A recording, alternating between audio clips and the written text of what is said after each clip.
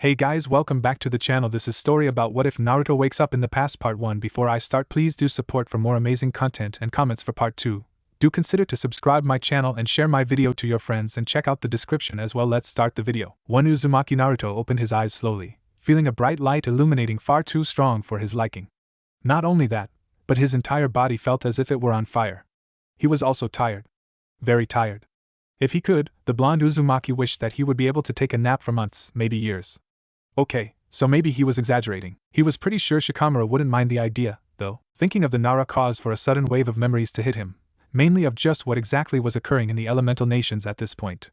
The sudden excess of memories also brought a wave of pain along with it. Holding his head in pain as he stood up in a sitting position, Naruto winced even more as his whole body felt as bad as his brain, maybe even more. Looking down, the blonde saw his teared-up orange and black jumpsuit staring right back at him in silence. Just what happened? All he could remember was a bright light, the others screaming at him, and then, holding his head as another wave of pain hit him, Naruto realized that it was probably better for him to not try to recall what had happened. At least, for the moment anyways. As the wave of pain passed, the orange-wearing Uzumaki finally took this time to study his surroundings. What he found could be described in one simple word: white. All around him, all the blonde Uzumaki could see was a white empty land, or space, or whatever it was that this place was called, because the Uzumaki certainly didn't know the word for it. It was then that Naruto was alerted to another presence, as a groan ran out right next to him on his right. It seemed that his senses weren't back to 100% if he had missed a person being right next to him. Turning to look at where the groan came from, Naruto came to the sight of the last person he thought he would see under these circumstances: Uchiha Sasuke, his ex-teammate and presumed friend. Just like Naruto had been a few moments earlier, the young Uchiha was sprawled on the ground on his back, another groan escaping him. Just what is Sasuke doing here? Wondered Naruto for a moment before correcting himself. Scratch that. Just what are we doing here? Whatever or wherever here is, he added as an afterthought as he took another look around. Finally being able to stand up, Naruto continued to study his surroundings. Not that there was much to look at, and then it finally hit him as his brain continued to reboot itself. "Oh, Kurama! Furball, are you there?" Silence. That was the response that the Uzumaki received.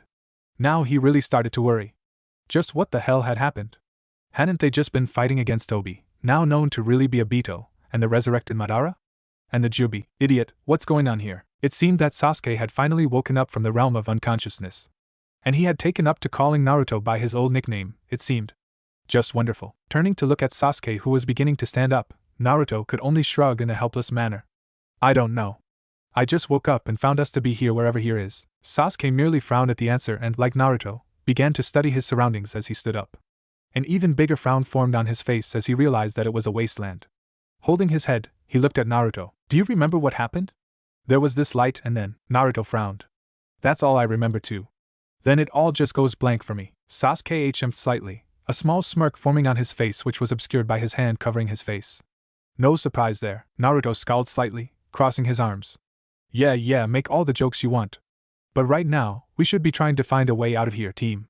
Then you can crack a joke which is odd for you in the first place." Sasuke didn't respond as he looked around once again. Naruto sighed as he ran a hand through his blonde spiky hair. He just didn't get Sasuke. And people called him unpredictable. Then again, he probably earned that right too. A grin formed itself on his lips at the thought. Sasuke teached, his impatience beginning to appear. "This is pointless, just standing here." Naruto came out of his thoughts in time to hear Sasuke speak, making him nod. Yeah? But how are we going to get out of here? We don't even know where here is." Sasuke's lips thinned into a straight line. For once, he agreed with Naruto. Just how were they? Naruto began to walk away, both hands behind his back. Sasuke raised an eyebrow as he looked at him walking away. "What are you doing? Better yet, where are you going?" Naruto simply shrugged. "Dunno, honestly. But beats just standing here." "Like you said, it's pointless." "Just like it's pointless to walk around aimlessly," retorted the Uchiha with one arm on the purple bow that was around his lower torso. "Like I said, beats standing here." Before Sasuke could respond, chuckling ran all around them, causing for both Uzumaki and Uchiha to be on guard instantly. They were immediately next to each other, back to back, and both of their eyes narrowed. "You two really do bring back memories to this old man," commented a voice that ran all around the duo. Sasuke's Sharingan sprung into life as he continued to look around while Naruto simply frowned. "Then why don't you just show yourself then?" the blonde challenged. "He just has to rile up people," thought Sasuke but didn't comment. "He's up already, brat.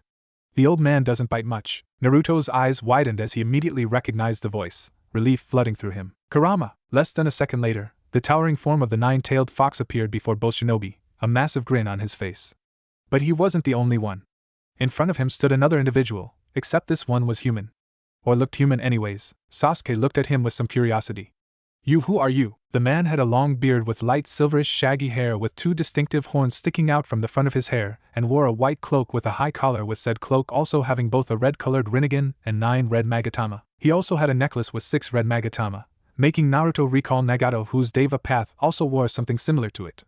Finally, he had a ringed staff on his right hand, making him look slightly like a priest of some kind. The individual let out a small chuckle, closing his eyes momentarily before opening them.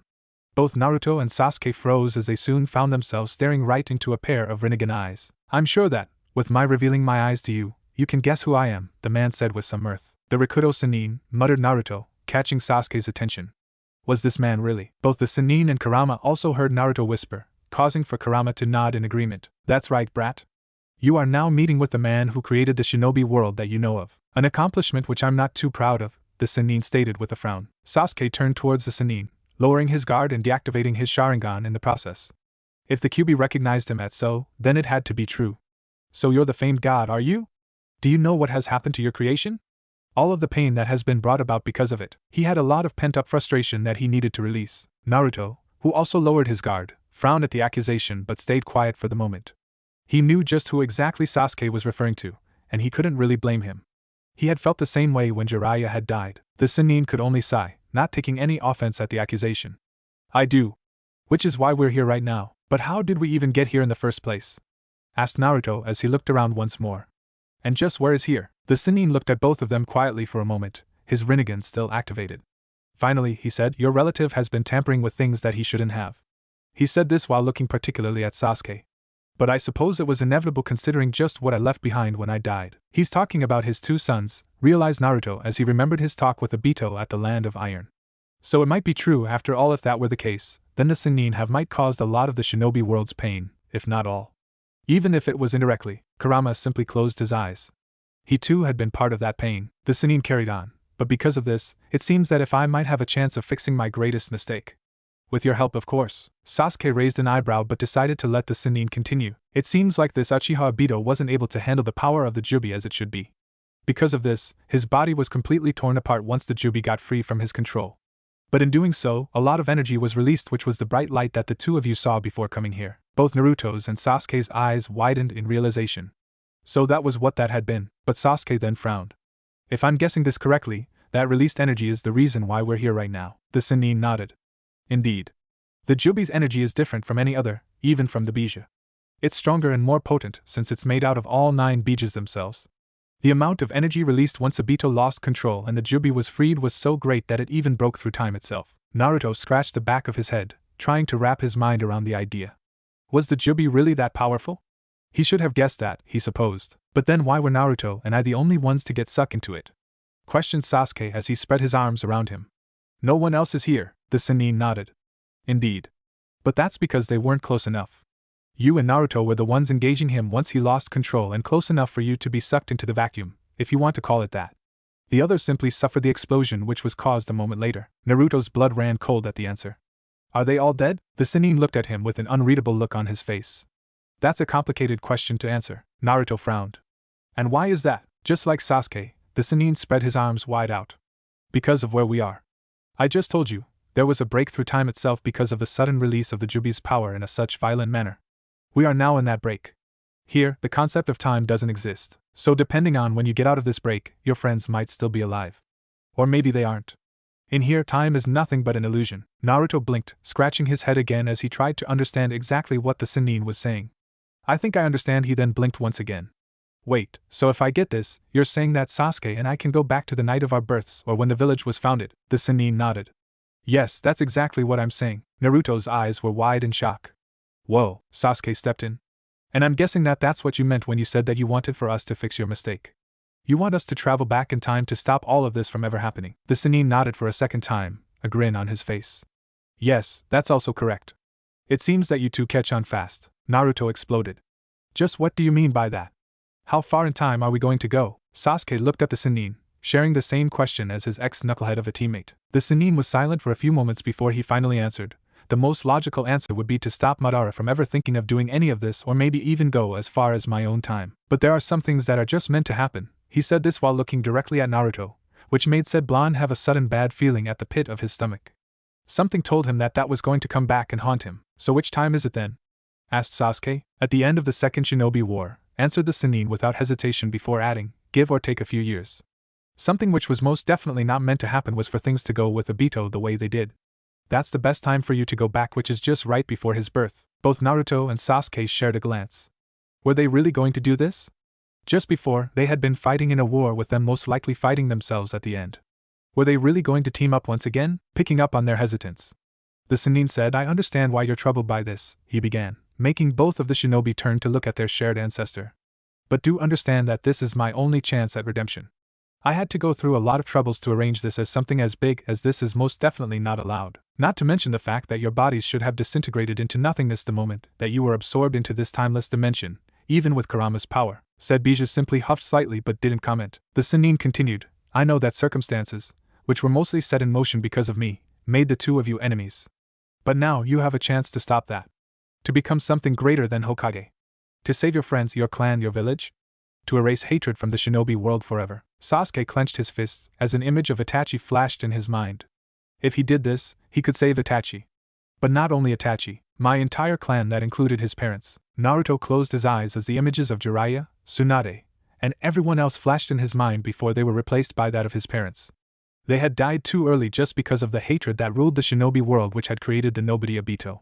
And this was his chance to stop that from happening. I did promise Erosenin and Nagato, and this was maybe his best hope at doing that. The Sannin looked on as the hesitation disappeared from both shinobi, only to be replaced by newfound determination. Raising their heads towards him, the Sannin instantly knew that they had reached a decision. Behind him, Kurama smirked as he too saw this. It's time for a new adventure, brat? Let's just see where we end up. It seems we have reached an agreement then, commented the Sannin, with both Naruto and Sasuke merely nodding. Good. I will forever be in your debt. Naruto grinned. Don't worry about it. We also have our own reasons for doing this, although our end goal is the same. Sasuke nodded. That's right. We should be thanking you. The Sannin sighed in gratitude. I still thank you? The only thing that I should warn you about once you wake up is to not panic, no matter what you experience. But Naruto and Sasuke became suspicious at the tone in which the Sannin said that, but neither dwelt on it. Next, I will be guiding the both of you once you're in a stable and secured position. But remember what the ultimate goal is, to prevent the Fourth Shinobi War from ever happening and indirectly also prevent the Jubi from ever being recreated again.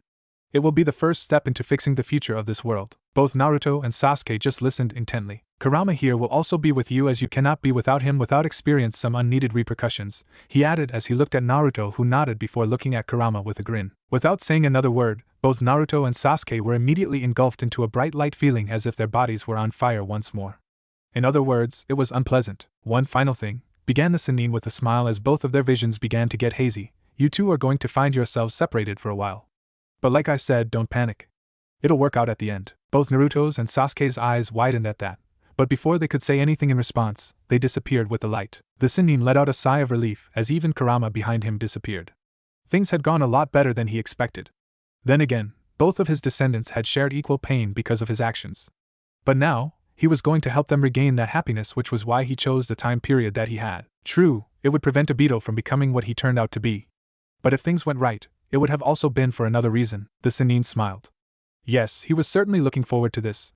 Their journey had just begun. Naruto, for the second time in less than a day, or what he thought could be less than a day since all perception of time was just basically thrown out the window by this point, felt his entire body burn as if it were engulfed in a giant Uchiha-styled fireball. In other words, his body was in extreme pain. Finally feeling his vision return to his eyes after being blinded by yet another light, Naruto cursed out loud as more pain coursed through his body. Who knew that time travel was so damn painful? Then again, the Sannin did say that his body was supposed to disintegrate into nothingness by traveling through time. Maybe that was it, why his body hurt so much. It was broken down by traveling through time only for it to be rebuilt again. No doubt through the Sennin's power once again. Still, the pain was worth it if the only other choice was to be dead. Nodding his now existent head, Naruto let a grin appear on his face, feeling completely proud at having figured something out. And people called him an idiot. Ha! Preposterous. No matter how many times I see it, that grin is still as dumb as it's always been. One of Naruto's eyebrows twitched at hearing the comment. Finally taking the time to look at his surroundings, Naruto found himself in the familiarity that was the sewer of his conscience. And before him stood the familiar and sarcastic nine-tailed fox, recently named Kurama. Biju was currently lying down, his head on top of his paws as he looked at his host with the utmost amusement in his ruby eyes, not even bothering to hide it. Something which pissed Naruto off. Why do I get the feeling that I'm not going to enjoy at whatever it is that's got you so amused? Kurama shrugged, or what looked as a shrug anyways. Don't know. You tell me, brat. Or what? I can't be happy at seeing butterflies flying in the open air with a beautiful sunset in the background? Even Naruto could tell that that was sarcasm at its finest. Yeah, I know. You know. Everybody knows you're too good for stuff like that. A massive smirk formed on the Biju's face. Heh, I'm glad we're on the same page then, brat. A serious look then took its place. Let's get to business then. Seeing this and hearing the seriousness behind the Biju's tone, Naruto focused all his attention back on this. Even the pain was already leaving his body. Thank Kami for that. Seeing his host focusing entirely on him, Kurama began. First, there's quite a few details that the old man didn't have the time to tell you, brat. But you have to understand that he was rushed even if he didn't show it. Confusion showed itself on the blonde's face. Why? I mean, weren't we inside that break? I thought time didn't exist there. Kurama nodded. You're right about that. But that's not what I'm talking about. You remember how he told you and the Uchiha how your bodies would have been disintegrated the moment that you were absorbed into that break? At Naruto's nod, he continued, well, what he didn't mention to you was how it still would have happened even after you were inside. Naruto looked even more confused. Why? I mean, how could that ever happen? It's quite simple, brat. Although for someone like you, it might not be. Naruto scowled at the joke. Kurama chuckled for a moment before carrying on. As I was saying, it's quite simple. Human bodies aren't meant to exist there. I would have been fine since all I am is a highly massive chakra with no real body.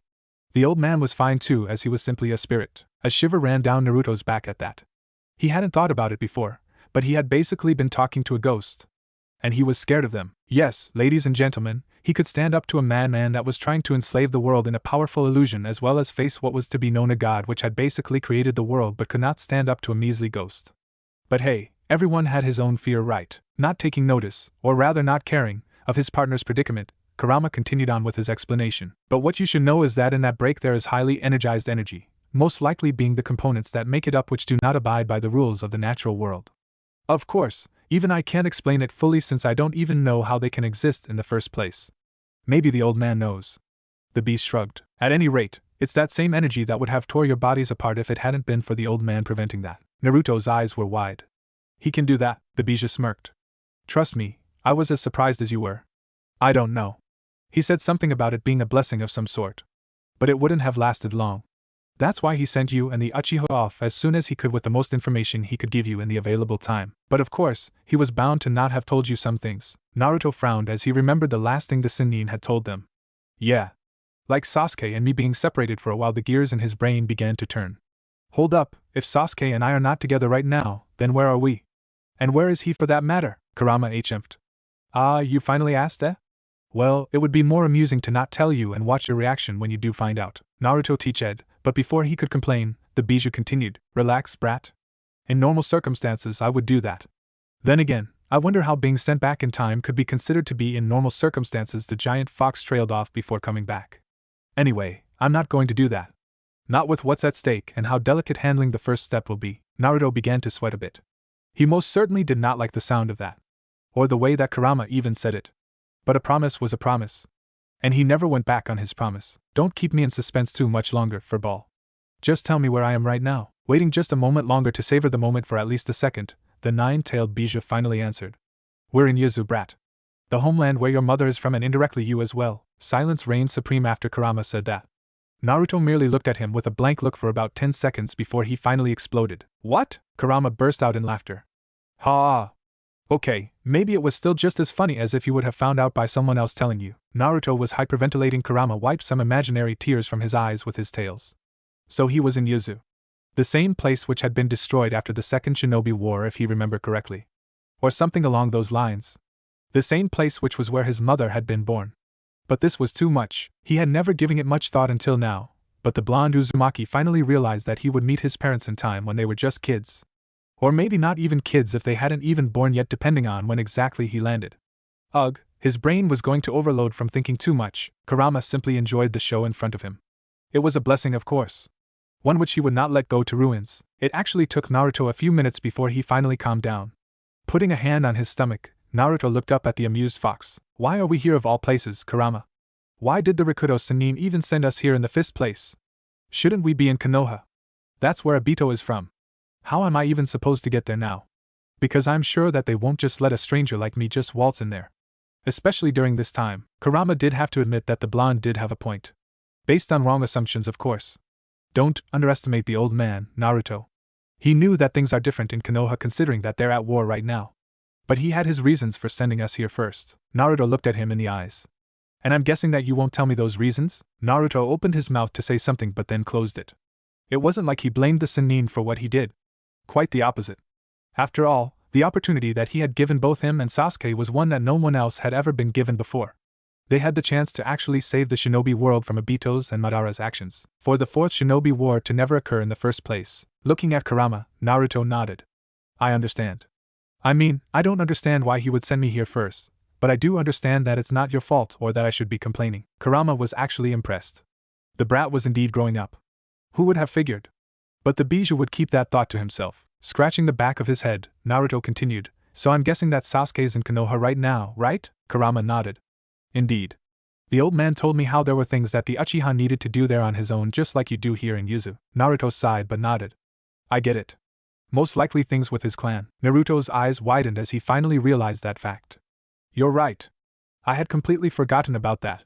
But wait, does that mean that Ka-chan is here right now too? Kurama was silent for a second before answering slowly. From what I know, she should be. I don't really know since I wasn't sealed in her at the time, so things before that are a mystery to me. Naruto chuckled as he placed both of his arms behind his head, a goofy smile on his face. It'll be funny, seeing her as a little kid. That makes two of us, thought Kurama before he added, this time out loud. Remember, brat, that she's not technically your mother at this point. So don't go around screaming Ka-chan at her. You'll simply freak her out, and others as well. Naruto deflated slightly at hearing this, not having had considered this fact. You're right, but then he perked right back up. Well, at least I'll get to see her and hopefully protect her too. That's enough for me. Of course it is, stated the Bijou in his mind. If there was one thing that Kurama did like about Naruto was that the blonde never complained when it really mattered. He only saw the positives of a bad thing whereas other humans would simply look at the negatives. It was one of the reasons why the giant fox really did believe that Naruto could bring peace to the elemental nations, just like the old man wanted. And he would help him. After all, Naruto's will was the old man's will. And the old man was just like a father to him. He had created him and all of the other Bijou, so how could he not? It was only natural. The complete opposite could be said about Sasuke, though. Then again, both Naruto and Sasuke were like yin and yang. They complemented each other. Together, they were most unlikely unstoppable, which was why they were both the best candidates for this task. But that was simply one of the reasons why the old man had chosen them. Kurama could tell that there were more, but he couldn't quite place his tales as to what the others could be. At least, not yet. But soon he would. Naruto was looking around when the Bijou finally came out of his thoughts. Looking up at him, Naruto asked, so? When exactly am I going to wake up? And just where in Yuzu am I? Kurama closed his eyes, trying to look to the real world. After a minute, he finally opened them and looked down at his host. The second one is easy to answer. From what I can tell, you're in a hospital right now. I could be mistaken, but that's the most likely place where they put you in. As for your first question, the Bijou could only shrug. I have no idea. This is the first time that I've dealt with this type of situation, so I can't really say. At least until both your body and mind return to 100% or close to it. Naruto held his head, feeling another headache coming. Just great. He didn't really enjoy the idea of being unconsciousness in an entirely different time period without knowing anyone except for one single person, with said person being who knew how many miles away. It left him vulnerable, and in this current situation and circumstances, it wasn't a good thing. He could not fail without even being given a chance. That would just plain suck like a major kick in the balls. Sensing the distress coming from his host, Kurama grinned darkly. Oh, he was so going to enjoy what he was about to say. It would completely top the whole being back in Yuzu detail from before. It would be 10 times better. Maybe even more so if he was lucky. Ah, yes. He could already see it, the look of both shock and despair on Naruto's face, to say the least. It seemed as if some things never changed. Oh, brat. Looking up at the fox, Naruto had a sudden bad feeling at the bottom of his stomach as he saw the grin on the giant fox's face. Hell, he could sense the excitement radiating from the Bijou. It was almost as if that were the power that he contained. Excitement instead of chakra. Not a very useful power in a fight, alright. Gulping down a sudden lump down his throat, Naruto knew that he was going to regret saying this but wasn't able to quell his curiosity. What is it, furball? The grin on Kurama's face became even wider. Don't worry about them doing anything to you.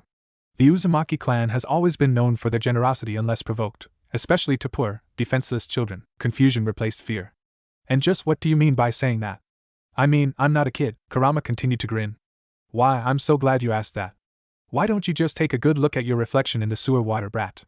It'll explain everything to you. Naruto simply looked at the bijou in confusion for a moment longer before doing what the fox told him to.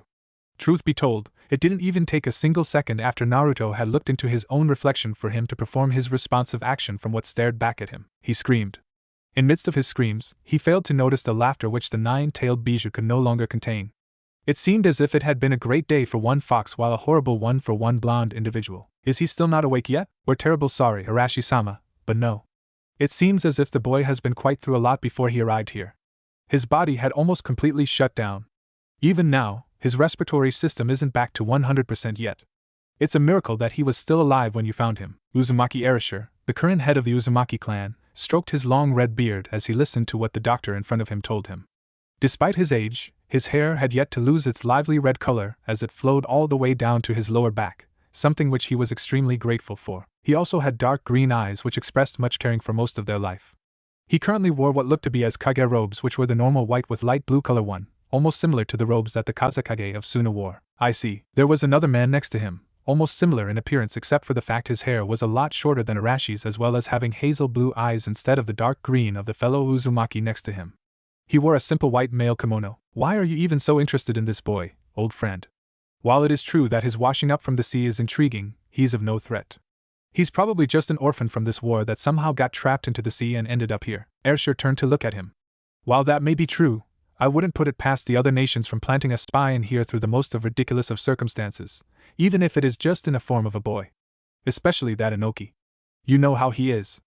Of course, there's also the possibility of it being Kumo as well. You know how they've been trying to get a hand on our secrets of Fuinjutsu for the longest of times. The man sighed. I know that. I'm just trying to ignore it is all.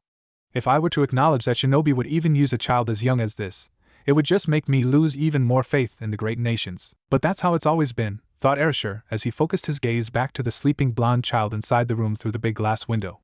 Even before the villages were founded, children were merely raised for war. Erasure released a tired sigh. Things were always just too complicated. The doctor bowed, seeing as his presence was no longer needed. If you excuse me, Erasure waved him off as the doctor turned and walked off. The two men stood in silence for a few moments before the other man spoke. Do you really think that this boy could be a spy? Erasure sighed again. I really don't know what to believe anymore, Kenji. Both IWA and Kumo are getting too restless for my tastes. Even though we've declared ourselves neutral from this war, we've still been dragged into it. The now named Kenji shrugged. Well, we do have a treaty with Konoha. You know how much Inoki despises them. And Kumo just wants one of us to create their own brainwashed Uzumaki clan for their own purposes as well as gain their hand on our Fuinjutsu techniques. Erasure nodded. Exactly. I have both my family and this village to protect. No matter how much it may destroy me inside, I will kill this boy if he turns out to be a spy from one of them. I can't risk my people, Kenji chuckled. And that's why the people love you so much. Even now, you haven't changed one bit, old friend. Erasure chuckled back in response. Ha, I'll take that as a compliment. Both men continued to chuckle for a few seconds before turning their attention back to the sleeping boy inside the room. A moment later, the machine strapped to him in order to stabilize his condition began to sound off. Both men looked at each other. That didn't sound good. In these situations, it was better to get the doctor. Back in the realm of the unconscious, Naruto was in the process of hyperventilating once more. He was on his knees and hunched over, coughing loudly as his brain tried to keep up with what his eyes had just transmitted to it. Kurama, having stopped laughing at seeing the serious reaction that Naruto now had, was now trying to help his host come out of his shock. You've got to calm down, brat. Remember what the old man told you. To not panic, no matter what happened. It would be a major bust if Naruto died here just because of a little panic attack.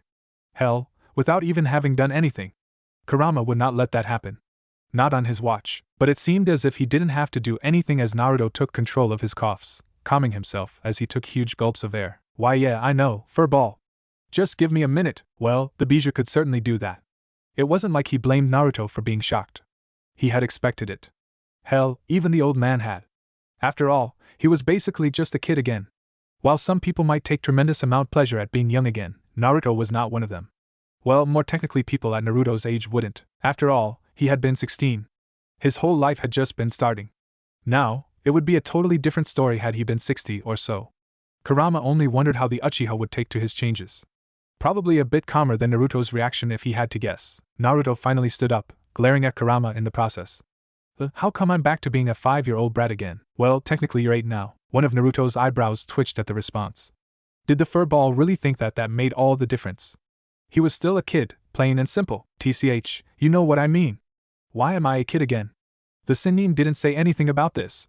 Now that he was conscious of being a kid again, Naruto took notice of the fact that his voice sounded a lot different from what he was used to. Just how the hell had he missed that? Kurama could only shrug in a hopeless manner. Don't ask me, brat. I told you, I had no control of this. This is all the old man's doing. But if I had to guess, it probably has to do with helping you set yourself in a good position in Yuzu. It's a lot easier to throw suspicion off your back when you're just a kid, not so good when you're an adult, or even a teenager for that matter. Naruto ran a tiny hand through his hair. I see your point, he admitted reluctantly. Calm down, he reminded himself. This wasn't the worst that could happen. Naruto could think of plenty of other things that were probably worse. But really, who could blame him for reacting the way that he had? Seeing yourself turn back into a little kid surely warranted some shock. Whatever. I'll just have to go with the flow, he finally thought. Like Kurama said, the Sennin must have had his reasons for doing this. I just hope they're good ones. Kurama suddenly looked up, surprise reading all over his face. Seeing the look, Naruto could only sigh. Oh great. More problems it seemed. It was then that Naruto felt himself being forced out of his own consciousness. Of course, he fought back, not knowing what was causing it. Taking notice of this, Kurama stepped in. Calm down, brat. That's just your own consciousness trying to get you to wake up after that little episode you just had. Relief flooded through Naruto. I see. Alright then. He let the feeling work its magic. Kurama looked at him. Remember, brat. Play it cool. Don't draw too much suspicion to yourself. You're just a regular kid with no memories as to how he got here. Naruto nodded. He could do that. It was all just like a prank to him.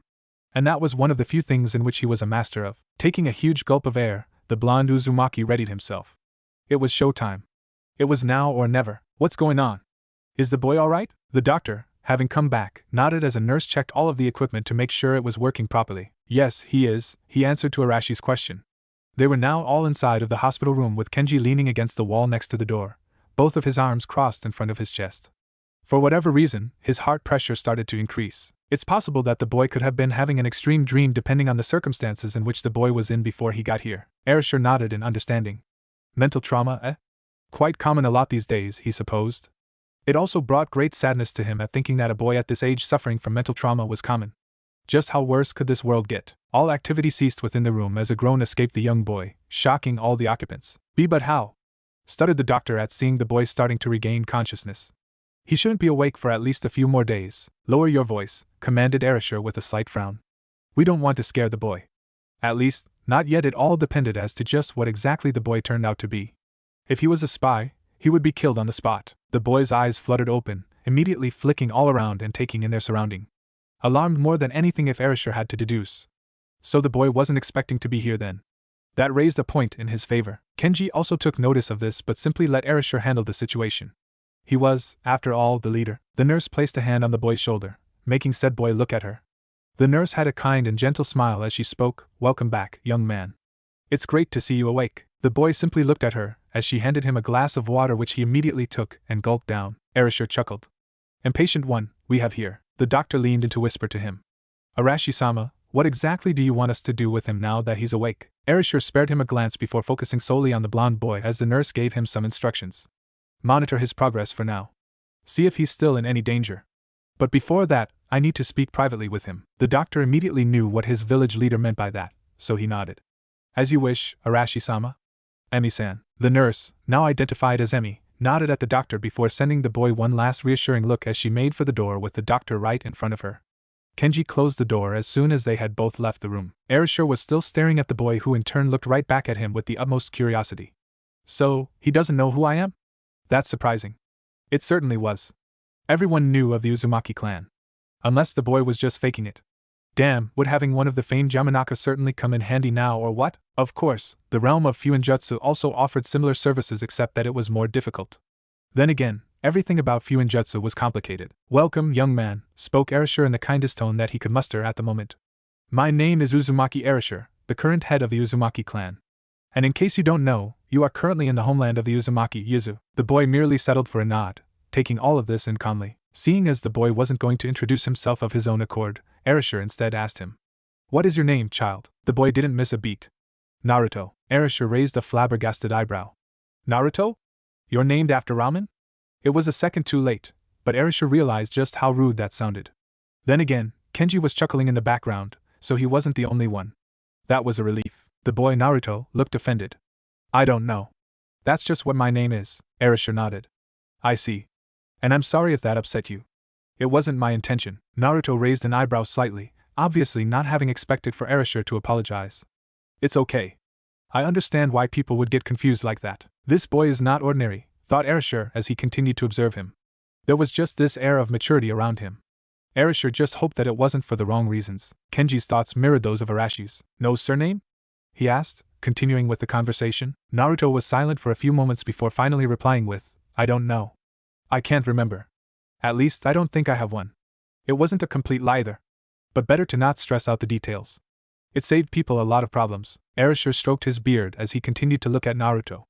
I see. Silence then reigned in within the hospital room with Naruto shuffling uncomfortably.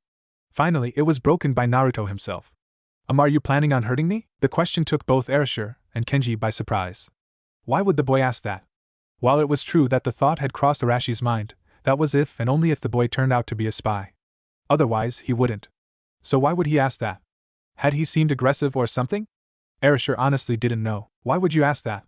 Questioned Kenji from his spot, making Naruto turn to look at him. Naruto shrugged. I dunno. It just seems like it. Am I wrong? Erasure and Kenji shared a glance before Erasure focused back on the sitting Naruto. He's more observant than I thought Erasure. He's definitely not an ordinary boy. But just how different is he? So far, he doesn't seem like he could possibly be a spy. Well then, began Erasure, we're not going to hurt you. So you can relax, my boy. We're just here to ask you a few questions as to why you would show up the way you did. Naruto raised an eyebrow. And which way was that? This was most certainly not a lie. He had no idea how he had gotten here in the first place. My son found you washed up by the currents of the ocean at shore, answered Erasure calmly. Not only that, but you were also not wearing any clothes. Do you mind explaining to us just how an 8-year-old ends up stranded here naked? Naruto was internally screaming in his head. How the hell had he arrived here naked? Maybe the whole time travel thing disintegrated everything that it had passed through that wasn't human. Then again, if his theory was right and his body was just disintegrated before placed back together the same way it had been, then his clothes could have gotten lost in the process. Not only that, but he was now an 8-year-old brat. In the shrinking process, they must have come off somehow. Bummer. He quite liked that new jumpsuit. Well, it most certainly wasn't new now. Naruto briefly wondered where or when it could have ended up before pushing the thought out of his mind. He had more important things to deal with. That's how I got here. Naruto scratched the back of his head, confusion written all over his face. I really don't know. I just can't remember how I ended up in that situation. Well, this is a problem, thought Erasure. Someone with amnesia was certainly a problem. But it at least removed the possibility of being a spy. Then again, he could be faking it. But looking at the boy, Erasure could tell that the confusion was genuine. There was some hope, after all. This boy doesn't look to be a spy or anything of the sort, thought Kenji before looking at Erasure. Well, old friend, what are you going to do now? If the boy was clean, then Erasure would more than likely let him go. But the question was, where? Where would the boy stay? If he had amnesia, then there was no way that the boy could be thrusted back into the world all by himself, especially in this current time. The shinobi world was harsh right now. Naruto, are you certain that you can't remember anything? Asked Erasure calmly but with a serious undertone. Naruto could only nod it. Hi. I don't even know where Yuzu is honestly. I'm just glad you found me, Uzumaki-san. Erasure smiled slightly. It seemed as if the boy was trying to be polite but didn't have much experience with it. It reminded him a lot of Kenji. Said individual also took notice of this fact with a small grin. Erasure took a few steps forward until he was beside Naruto's bed, kneeling next to it. Well then, Naruto, how would you like to come live with me? Oh, I screamed Kenji in his head as his eyes widened. There's a limit to how kind you can be. While it was true that this Naruto didn't look to be a spy or anything of the sort, the possibility couldn't be ruled out 100%. Not yet. Just what are you thinking, Erasure? Naruto had a similar reaction to Kenji. Both of his eyes were wide open in shock as he looked at Erasure. Why you want me to come live with you? Erasure nodded. Yes. And not only that, but how would you like to take up the name Uzumaki as well? It would certainly sound cool. Uzumaki Naruto, eh? Don't you like the sound of that? Even though Naruto knew that that was his name, and having had heard it so many times before, a sudden wave of warmth hit Naruto's heart. Even tears began to form themselves in his eyes. Erasure smiled at seeing this. I'm guessing that you like the idea? Why yes. I would be grateful. Erasure patted his shoulder as he stood back up. That's good to hear. But for right now, you should get some rest. We'll finish discussing this later. As he finished saying this, the same nurse from before, Emmy, walked inside the room with a clipboard in hand as she made some adjustments to the heart monitor and such. Erasure made for the door with Kenji already having walked out of the room. But before completely leaving, he sent one last wave to Naruto, who returned it. He then walked out, closing the door after him. Emi smiled at him. Arashi-sama is kind, isn't he? Despite himself, Naruto smiled back. Yeah, he really is. Maybe things wouldn't be too bad, after all. Just what the hell are you thinking, Erasure? Lower your voice, Kenji. Remember that this is a hospital. Both men were walking down the empty hallways towards the exit of the hospital that stood near the center of the village. It was currently night out, with most of the staff of the hospital having had gone home a few hours earlier. Kenji sent Erasure an impatient look. Answer my question. Do you realize just how dangerous it is to allow this kid in your own home without fully knowing who he is? Yes, the possibility that he's a spy is low, but it's still there. Erasure glanced at him. And here I thought that you didn't want to think that way. What changed when you started putting your whole family at risk? Retorted Kenji. Both men were now standing outside of the hospital at this point, the full moon shining brightly in the night sky. Erasure looked at the moon for a moment before turning his attention back to his agitated best friend and second in command. Yes, I know that there's a risk in letting this boy inside my own home. However, the risk would still be there even if I let him out in the village. This way, I can keep a closer eye on him. Besides, Erasure paused for a moment, closing his eyes as he sighed before opening them and looking straight at Kenji. When I look at him, I can't help but be reminded of Kushina. There's a possibility that this boy can perhaps have parents just as much that he could have been sent by another village. Maybe even higher. What if he really just ended here by accident? An accident at sea, perhaps. No one ever knows. It's then that I think that if it were my little Kushina in that situation, I wouldn't want for her to be thrown out to the real world unprepared like that. It just wouldn't be right. So instead, I chose this method. Kenji could only sigh as he ran a hand through his hair, chuckling in the process. Hee, you really are soft under all that tough macho exterior, aren't you? Well, when you put it that way, you make me look as the bad guy instead. Erasure smiled as he placed a hand on Kenji's shoulder. Don't worry about it. I also understand where you're coming from. And I'm glad that you're also thinking of the welfare of this village and my family. You would have made a great leader. Maybe even better than me. Kenji snorted in amusement. Please. Too much politics for me. Then again, I was still sort of dragged into it because of you. Erasure chuckled. What are you going to do? Kenji grinned before adding, you do realize that you'll now have to convince your wife, right? And we both know how Kazumi-chan is. Erasure chuckled some more as he turned and continued to walk back to the mansion where the village head and his family stayed in as per tradition. You let me worry about her. Kenji was right behind him, shaking his head.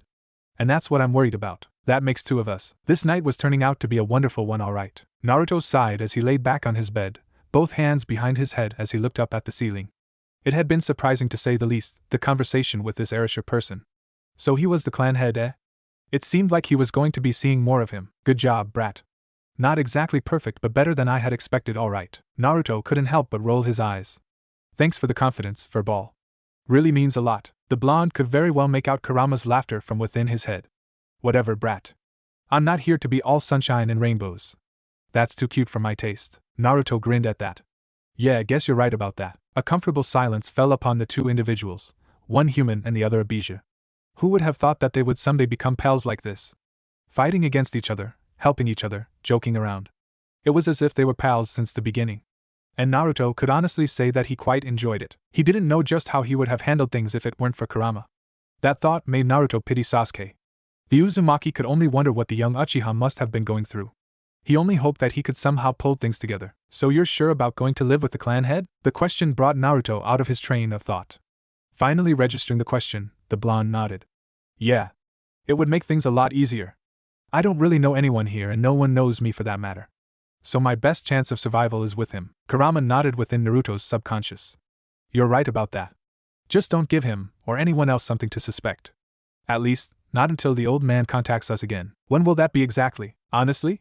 I don't know. When we're secured and stable, I would say. But really, nothing ever goes according to plan.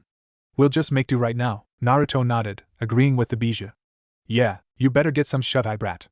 Something tells me that tomorrow is going to be a long day. Something else in which the blonde Uzumaki agreed with the Bija. It wasn't long before he let the darkness take him, leaving Kurama alone to think some things through. Are you sure about this, father? I mean, we don't even know who he is. It was now early morning in the prosperous land of Yuzu. We currently find ourselves in the mansion of the Uzumaki clan head, more specifically his office. In front of him stood two individuals. One was a young male around the age of 19 with short red hair and dark green eyes identical to those of Erasure. He wore the standard Yuzu Jonin uniform. The other was a woman who, despite being close to Arashi's age, still looked beautiful. She has long red hair which was tied in a bun as well as purple eyes which usually shined with radiance and mischief. Now, they were completely serious. She wore an elaborate kimono. Arashir, who was currently looking at the village in front of him through his windows, sighed as he turned to speak to the male who had just said those words. Yes, I am Kaido. It's for the best. The now identified Kaido continued to protest. But father! He's still a complete stranger. I understand that you don't want to send him off to the streets or an orphanage, but here? There has to be a better option. You can, Kaido, spoke the woman with a stern voice, making said individual look at her while she continued to look directly at Arashir, who looked right back at her. You know that when your father has made up his mind, there's almost nothing that can talk him out of it. Besides, like he said, this is for the best. You should know that too, Kaido sighed as he closed his eyes. You're not going to reconsider, are you? Arashir looked at him with a raised eyebrow. Do you really not know your old man? Kaito released small laughs before calming himself. What about Kushina? What are you going to tell her about this? A small smile formed itself on the woman's face at taking notice of this fact. Ah, so that's what you were really worried about. It brought great joy to her here seeing her older son taking care of his little sister. Before Arashir could respond, the said redhead walked into the room, rubbing her eyes as she yawned. What's everyone doing here? The woman immediately stood up as she walked towards the sleepy Kushina, picking her up with her arms. What are you doing up so early? I heard Ka-san and Tu-san talking, and so I came here, the young redhead explained as she yawned a second time. My little princess, said Arashir with a smile as he came around his desk to stand next to his wife, Kazumi. I have some great news for you today. Now that cleared up any sleep that would have still been within the redhead. Her whole round face brightened. Really? What is it? Arashir placed his hand on top of her head, rubbing it affectionately. You'll be getting a new friend today, Kushina exploded. Awesome. What kind of friend is he, Tu-san? But Kazumi looked at her husband in surprise. He's already been released out of the hospital? Arashir nodded, still rubbing his daughter's head with said girl pouting at him for ignoring her. That's right. Ryo-san gave me the okay earlier today. It seems as if the boy is already at 100%. Almost as if what happened to him yesterday had never occurred. Kenji is escorting him over here right now. Now that is unusual, muttered Kazumi. Kaido had to agree with his mother as well. Heck, even Arashir did too. Only Kushina was left out of the loop, who was still pouting at Arashir for still not answering her. Her cheeks were puffed out, trying her best to look angry. It failed miserably. Arashir chuckled, but before he could say something to calm his daughter, one of the servants knocked on the door before entering. What is it? Asked Arashir. Arashi-sama, Kenji-sama and Naruto-san have arrived.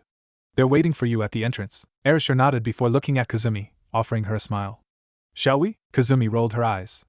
It was far too late to be asking for her opinion. Still, she was interested to meet the young boy. Who knew? Maybe he was simply a sweet little boy. But still, she wouldn't let her guard down. At least, not yet. Kaido shared her thoughts. With that, the Uzumaki family made for the stairs. Big, isn't it? Naruto had to admit that this Kenji person was certainly on the mark when he said big. Who knew that his clan would have a mansion as big as this? Heh, impressed with your clan already, are you, brat? Naruto didn't have to answer that. They both knew the answer to that question. Now out of the hospital robe, the young blonde now wore navy blue shorts, a basic blue shirt with an orange jacket over it, and blue sandals. Kenji, Naruto. Welcome. Both named individuals turned towards the top of the stairs that stood in front of them. Naruto's eyes widened as his eyes immediately spotted the familiar form of his mother next to the older woman as they descended down the stairs. But he managed to rein in his shock before anyone could notice him. Well, dang. He wasn't expecting this. Not at all. Naruto, I would like you to meet my new family and from now on, yours as well, stated Arashir with a smile and friendly tone. I am Uzumaki Arashir. The woman went next, a smile on her face as well as pure kindness radiating from her eyes, which Naruto found to be extremely beautiful and almost hypnotizing. I am Uzumaki Kazumi. It's a pleasure. The old teenage boy followed. I am Uzumaki Kaido. Welcome. Well, he didn't seem like a bad dude. But Naruto would refrain from judging him too quickly. Kazumi nudged Kushina, who was clinging to her foot. Now, dear, introduce yourself. Kushina didn't say anything for a few moments before finally screaming out, My name is Uzumaki Kushina. Despite himself, a smile formed on the blonde's face at hearing that. Kazumi smiled as well as she looked at him expectantly. Well? What is your name, dear? Naruto smiled widely as he pointed at himself, almost with the same enthusiasm as Kushina. I'm Uzumaki Naruto. This cannot be happening. Deal with it, brat. No! The Sennin said that I had to save the world, not go through this. It's inhumane. I'd rather take the team's Chidori through my chest again than go through with this.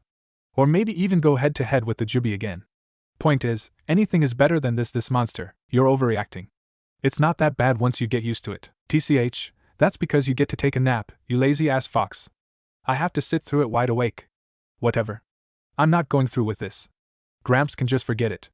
I had to sit through this hellhole once. The hell, I'm going back to it again. So you're going to risk everything just because you're scared? I'm not scared. Just get on it with it then.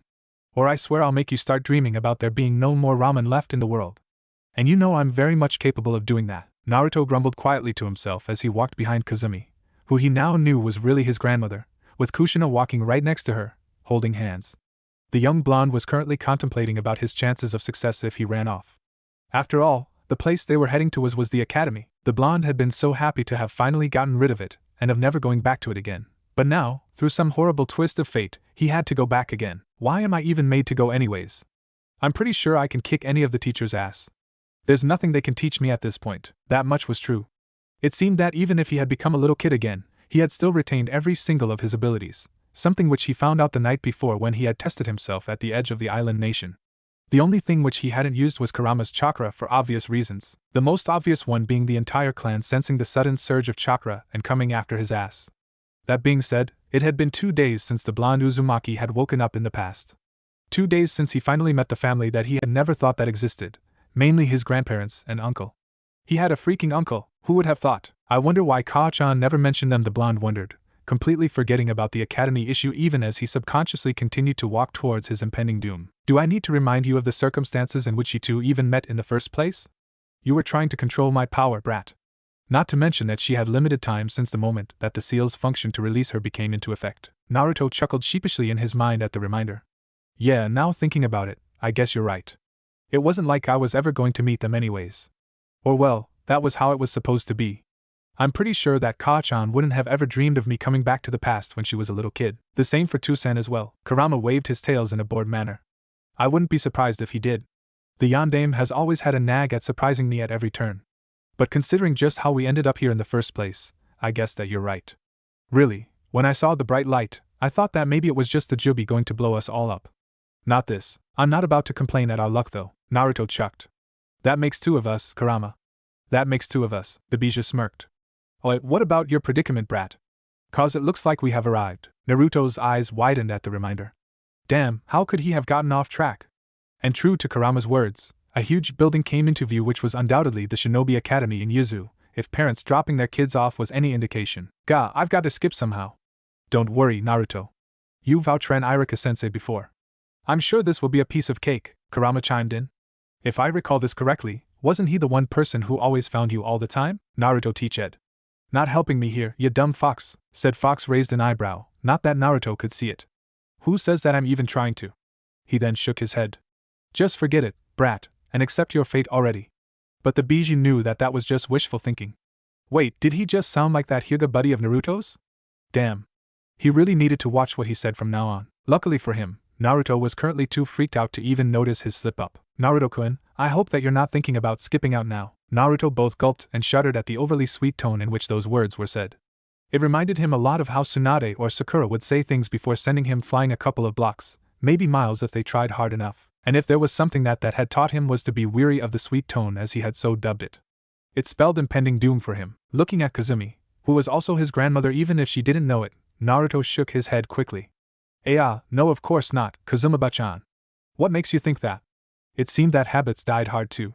Despite himself, Naruto found himself calling the woman in front of him bachan, something which said woman didn't seem to mind. It also brought a surge of joy into the blonde's heart.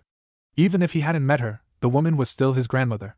He was just glad that he had the chance to call her that even if she didn't know how true the title went. Kazumi simply sent him a smile which let the blonde know that she didn't believe him for a second. Oh, I see. Well, good. Because I'm going to need you to look after Kushina-chan from now on. You two are like family now, said Redhead grumbled to herself at hearing that. It wasn't like she needed protection. She was 8. And if she could curse, she would have said damn it with that statement. Now that brought a serene smile on the blonde's face before quickly wiping it off from his face. Unfortunately for him, Kazumi had caught it. But she interpreted it in a whole different way.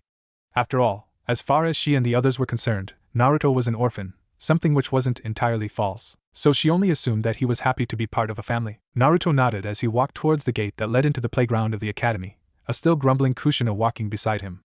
Don't worry, bachan. You can count on me, he exclaimed as he sent her a wave. The older redhead merely waved back, a smile on her face. On the inside, however, Naruto was spilling his guts out in tears. How could it come to this? Kurama could only laugh to himself. Welcome back to hell, brat. It was good to be alive. Kazumi continued to wave at the two until they were inside the building. It had been 2 days since Naruto had moved with them due to her husband's plan of keeping his eyes on the boy until they knew 100% that he was clear.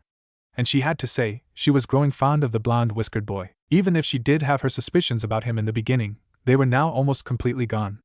All of her defenses had shut down with her motherly side coming into the picture. In just 2 days, the Uzumaki matriarch thought to herself as she made her way back to her house with many passers-by waving at her along the way. She was well known to all of the Uzumaki clan. It just showed how close the clan was to each other. Even if they were now an independent nation and in huge numbers, they still tried to keep their tradition of always being close with one another no matter what. That ran true even for the clan leader. It was specially so. It was one of the important requirements to even be chosen, heck even considered for that matter, and her husband was certainly well adapted for that. He could make friends with just about anyone. It seemed that little Naruto had that gift too. Even Kaido was starting to like the blonde, and the recently promoted Jonin didn't get close with just anybody, least of all in the short span of 2 days. Still, Kazumi was sure that Erasure still had a few suspicions left even after seeing what kind of person Naruto was. And so did she. One of the major questions she had dealt with Naruto's recuperating prowess. It was short of amazing. No, beyond that. What would have taken a normal person days to recover from only took him a day, especially with the kind of damage that the doctor had said that Naruto's body had sustained. Which also brought the question of just how Naruto even ended up floating at sea like that. Was he perhaps in a trip with his parents at sea before his ship got attacked by pirates? Or maybe something on the other extreme like being a slave to some underground group before trying to escape and ending up at sea in the process. It would certainly explain the being naked part, but the problem was that it seemed that the young blonde had amnesia. He couldn't remember anything at all from before he woke up at the hospital. And Erasure wasn't ready to use any other more forceful methods to figure out if the blonde boy was telling the truth. At least, not yet. Since Naruto had shown no signs of possibly being a spy or anything of the like, Erasure didn't see the problem with waiting for little Naruto to regain his memories if he indeed had amnesia.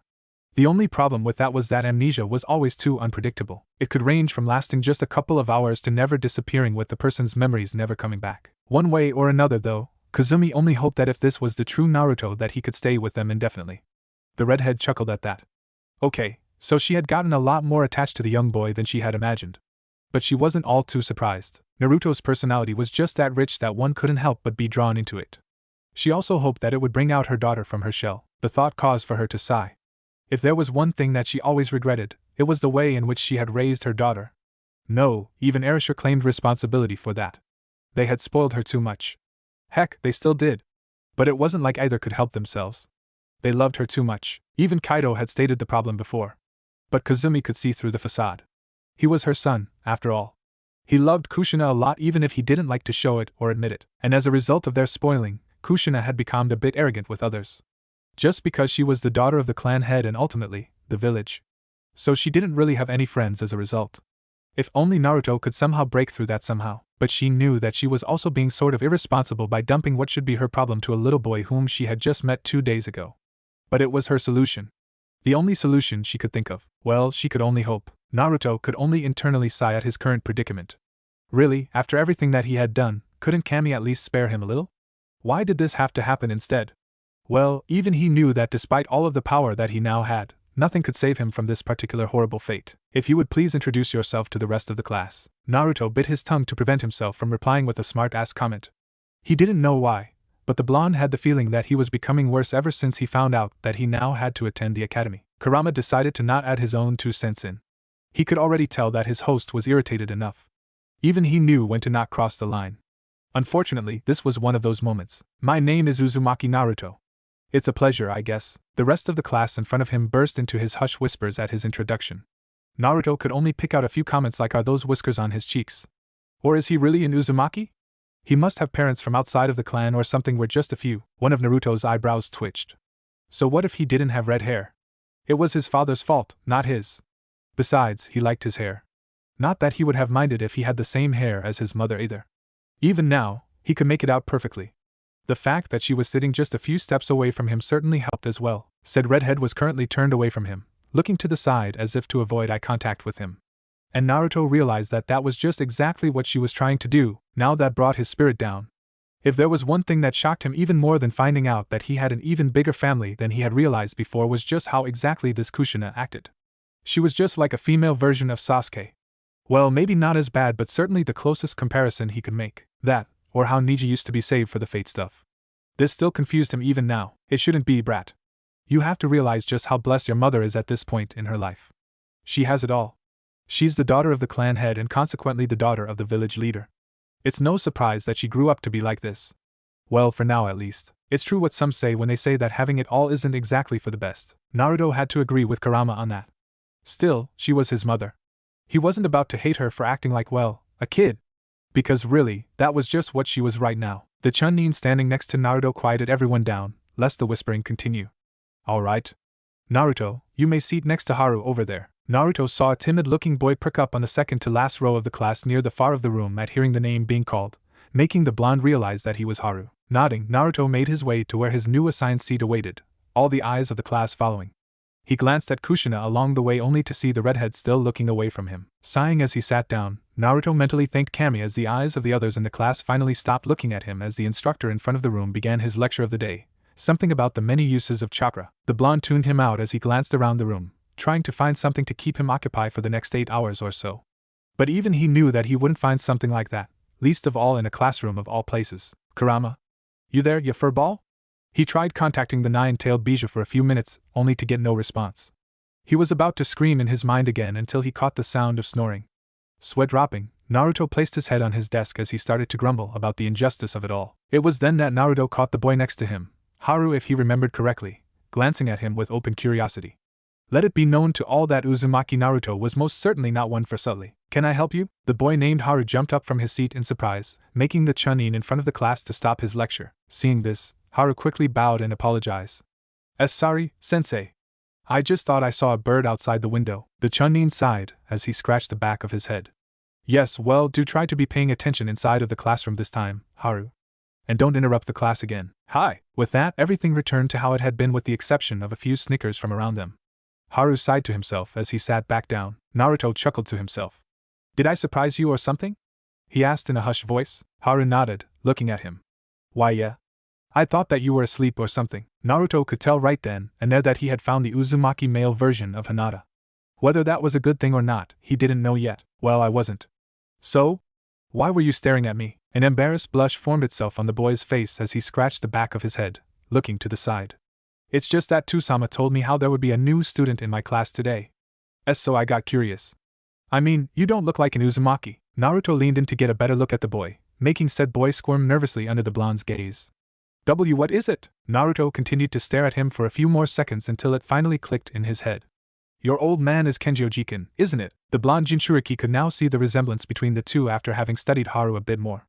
They had the same hair, same eyes, and their faces were kinda the same as well. The only differences were the childish look and the clothing he wore, which consisted of a pair of white shorts with an olive green shirt and blue shinobi sandals. But how could this kind of guy be the son of that man? They were complete opposites in attitude. It was almost frightening to say the least. Haru could only nod. Why, you know him? Naruto nodded as well, an excited look on his face as he tried his best to keep his voice lowered. Yeah. He's pretty cool. Haru smiled at the praise. Yeah, I know. I'm glad that I got him as a father. Naruto eyed him as a momentary look of regret passed through Haru's face before it was gone, like as if it had never existed. Naruto could tell that he was hiding something. After all, he himself had hid his pain for the longest of times before meeting Irika. So he could pick up on small details like that. Well, it wouldn't be right to ask him about something like that. At least, not at the moment. They had just met, after all. Maybe when they were closer. And Naruto could tell that he wouldn't mind being friends with this boy even if he was a bit shy and soft-spoken. Extending his hand towards him, Naruto grinned, the grin almost splitting his face in half. Nice to meet you. I'm Uzumaki Naruto. Haru looked at the extended hand in surprise before bringing his forward as well, smiling back at him. I'm Uzumaki Haru. Nice to meet you too, Naruto-san. Naruto could tell that he wouldn't mind the academy too much. Erasure sighed as he leaned back on his chair in his office. It was now noon, so it was around this time that the academy would be off for the students' lunch break. But really, he was thinking about this because today was also Naruto's first day at the academy. He was anxious to see how the blonde would do. It also made him realize how he would be acting if Naruto really was his son, the same way in which he had acted when both Kushina and Kaido went to the academy for their first day. Despite his best of efforts, he really was too soft when it came to his children, Kushina even more so than he had been with Kaido. He had tried to change once about a year ago when he and Kazumi had realized just how much pampering Kushina was affecting her, but he had failed. Epically. It hadn't even been a day before he cracked, and so the strongest shinobi in Yuzu failed before his only daughter. Even so, she was his princess. He would do anything for her. A knock on his door made the aging Uzumaki come out of his thoughts. Come in. A moment later, his only son walked in. Uzumaki Kaido sent his father a wave as he stood in front of his desk, still wearing the Yuzu Jonin uniform, which was, at its core, the same as Konoha's uniform except that instead of the green vest it was blue, and of course, his blue headband had a swirl on it rather than a leaf which one found on the one from Konoha. Erasure could say without hesitation at how proud he had been when Kaido had been promoted to Jonin just barely 2 months ago at the age of 19. While it wasn't the best record out there, it was certainly better than most out there. I see you're working hard, the young Jonin commented with some mirth, as he glanced at the pile of paperwork which was stacked to the side. Erasure grumbled to himself. Trust me, if I had known that this is what the job entailed, I would have thought twice about taking it. Kaido chuckled. But you still would have taken it. That's just how you are. Erasure himself laughed. Ha, it seems that you really do know your old man quite well. Kaido grinned slightly at that before looking out the window towards the village. I'm guessing you know why I'm here. Erasure nodded as he leaned back some more on his chair. Yes. It's Naruto. Kaido nodded as he turned to look at his father, his hands in his pockets. There's something odd about him. I can sense this immense power coming from him that's just hidden, but I can't really tell what it is. Erasure could only sigh. You're not the only one. Even if it does seem like his intentions aren't bad, there's still too many mysteries about how he ended here for my liking. But, you're not going to use any extreme means to find them, finished Kaido for him. Erasure nodded. Exactly. I'd already made up my mind to kill him if he did turn out to be a spy or something of the sort. But even though it's only been 2 days, I'm really starting to doubt whether that's the case at this point. Kaido nodded as well as he closed his eyes. Believe me, you're not the only one. Even Mother has taken a liking to him. And you know how hard it is to do that. You're not one to talk, thought Erasure in amusement.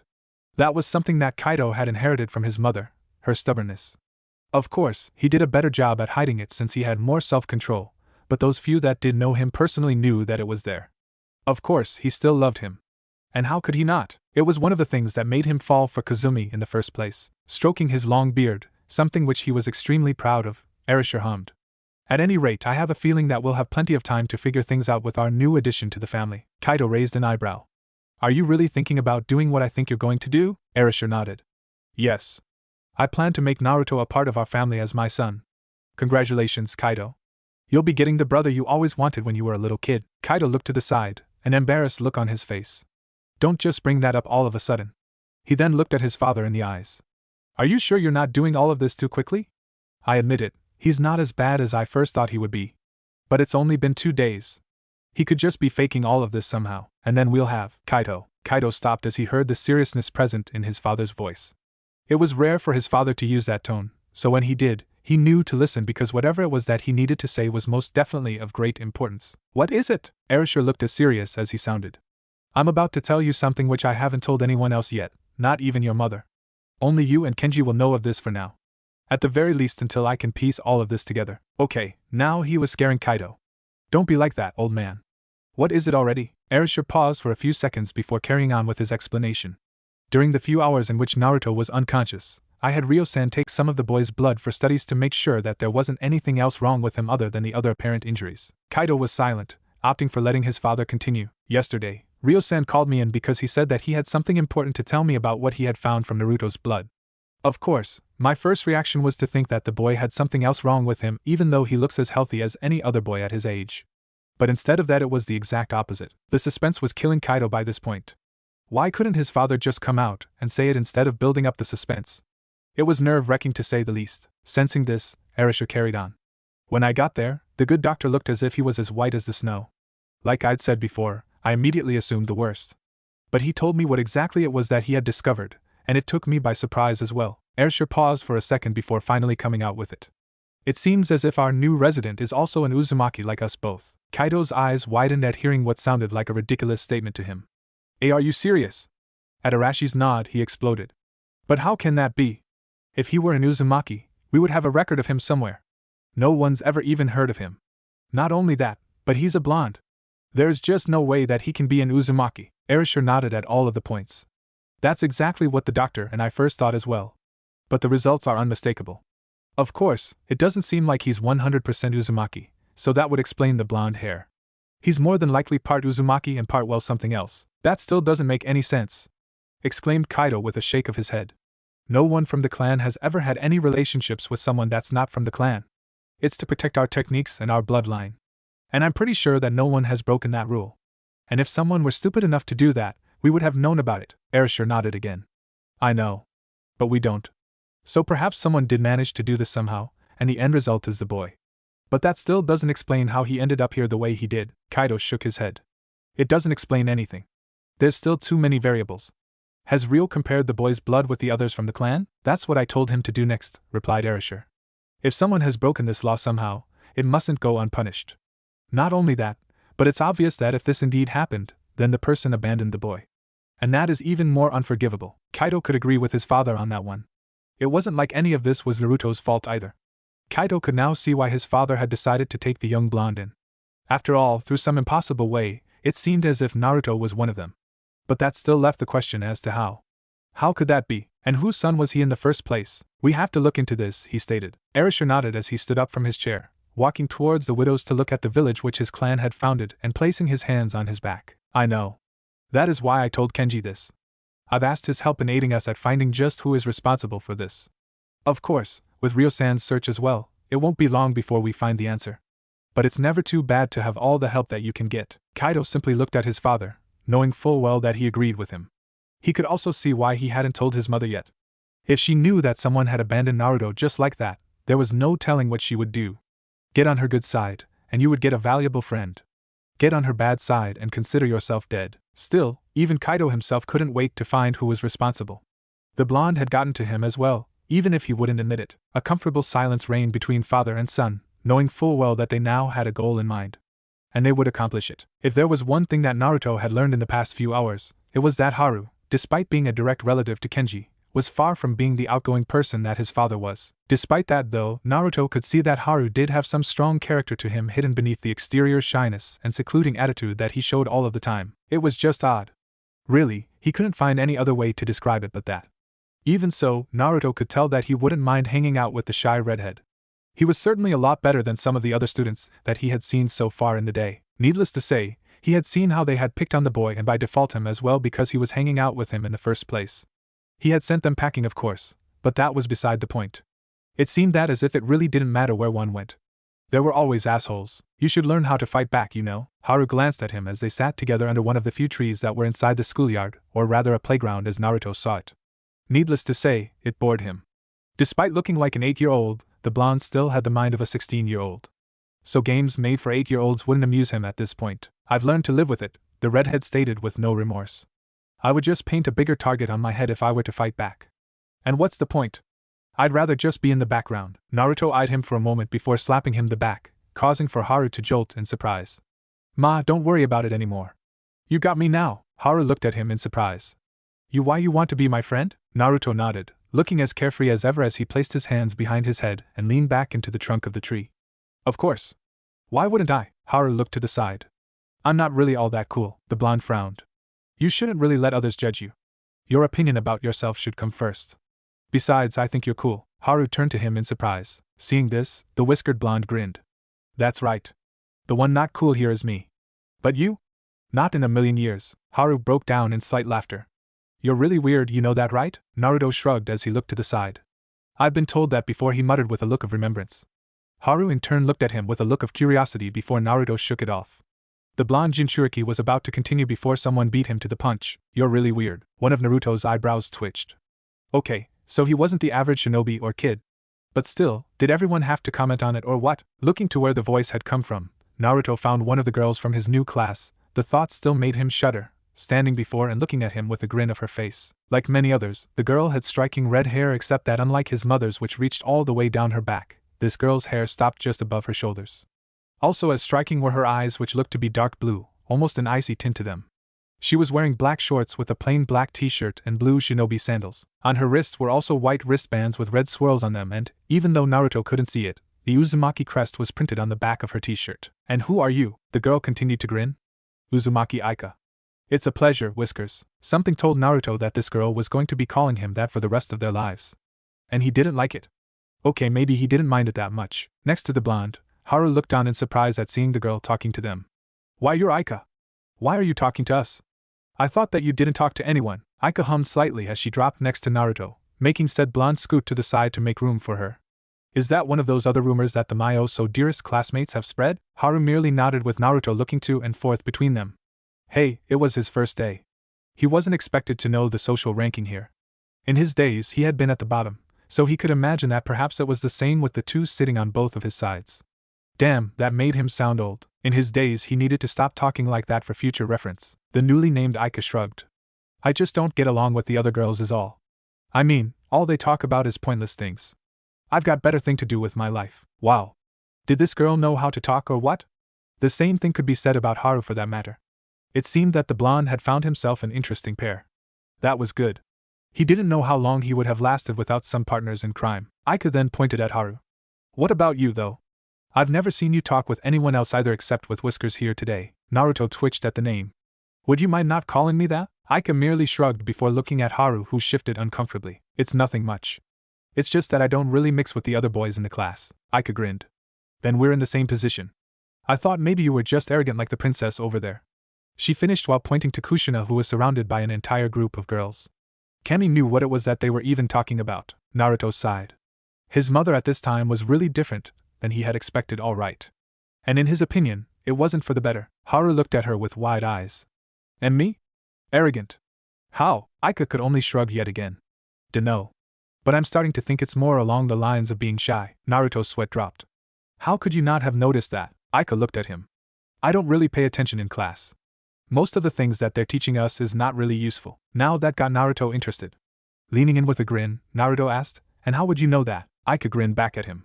My father was a jonin, so he's been teaching me some stuff that aren't really meant to be taught to kids our age. You too? Both Naruto and Aika looked at Haru. Aika pointed at him. Your dad's teaching you too? At Haru's nod, the only girl in the group grinned. Well, I'm just glad that I'm not the only one doing the extra work then. Both boys knew just what exactly Aika meant. And it wasn't just about doing the extra training. Looking around at the other kids in the playground, Naruto had to pity both Aika and Haru. They were being made to grow up a lot faster than the other kids here, and while that wasn't an entirely bad thing, it also made them almost inefficient to make friends with the other kids in the class. The only thing that had kept them from talking to each other was Haru's shyness and Aika's attitude. Or as far as the blonde Jinchuriki could see anyways. Haru scratched one of his cheeks in a Naruto-like fashion, an embarrassed blush on his face. I didn't know that you were this cool. I always imagined you to be this scary girl, honestly. Aika simply shrugged in a dismissing manner. Don't worry. So does everyone else here. Seeing the boy about to apologize, Aika quickly added, like I said, don't worry about it. I'm the one that puts up that image in the first place. Besides, I always mistook you for being arrogant, so we're both at fault here. If it wasn't for Whiskers here, I probably would have never talked to you. Whiskers raised an eyebrow. Yeah, why did you start talking to us? It wasn't like he minded. He was just curious. Aika rubbed one of her arms as she looked to the side. Well, because I was hoping you would be my friend, she mumbled. But both Naruto and Haru caught it. Naruto looked at her in surprise. Really? Aika nodded, finally looking at him. Really? You don't seem like the others here. And I really don't have any friends either, as you can see, she admitted bluntly, not at least looking as if that fact bothered her at all. But Naruto could see that it did. If there was one thing that he had learned the most from Kakashi was to look underneath the underneath. It also helped that he had personal experience regarding the matter. The single fact that she even came to talk to them out of the blue in the manner that she did was proof enough, which showed that she really did want friends. It didn't matter if it was just one or two, as long as the concept was there. And it seemed that to her Naruto was the best candidate for that from all of the other kids in the academy. Naruto realized that it had to do mainly in the manner in which she was being brought up, which was entirely different from the rest excluding Haru. Even Kushina was different from her. At this time, she really was just a simple kid. And while that wasn't necessarily a bad thing, her personally just wouldn't sit well with Aika's, at least, not this Kushina's. Naruto sent her one of his famous grins as he scratched the back of his head. It was one of his lifelong habits. Well, I don't really know what I did to make you think like that, but I don't mind getting another friend. The sudden surge of happiness which showed itself on the girl's face from hearing that caused for Naruto to blush, something which said blonde didn't even know that he was doing. Haru looked at Naruto in surprise again. Another friend? Naruto sent him a thumbs up. Yeah. I mean, I already told you.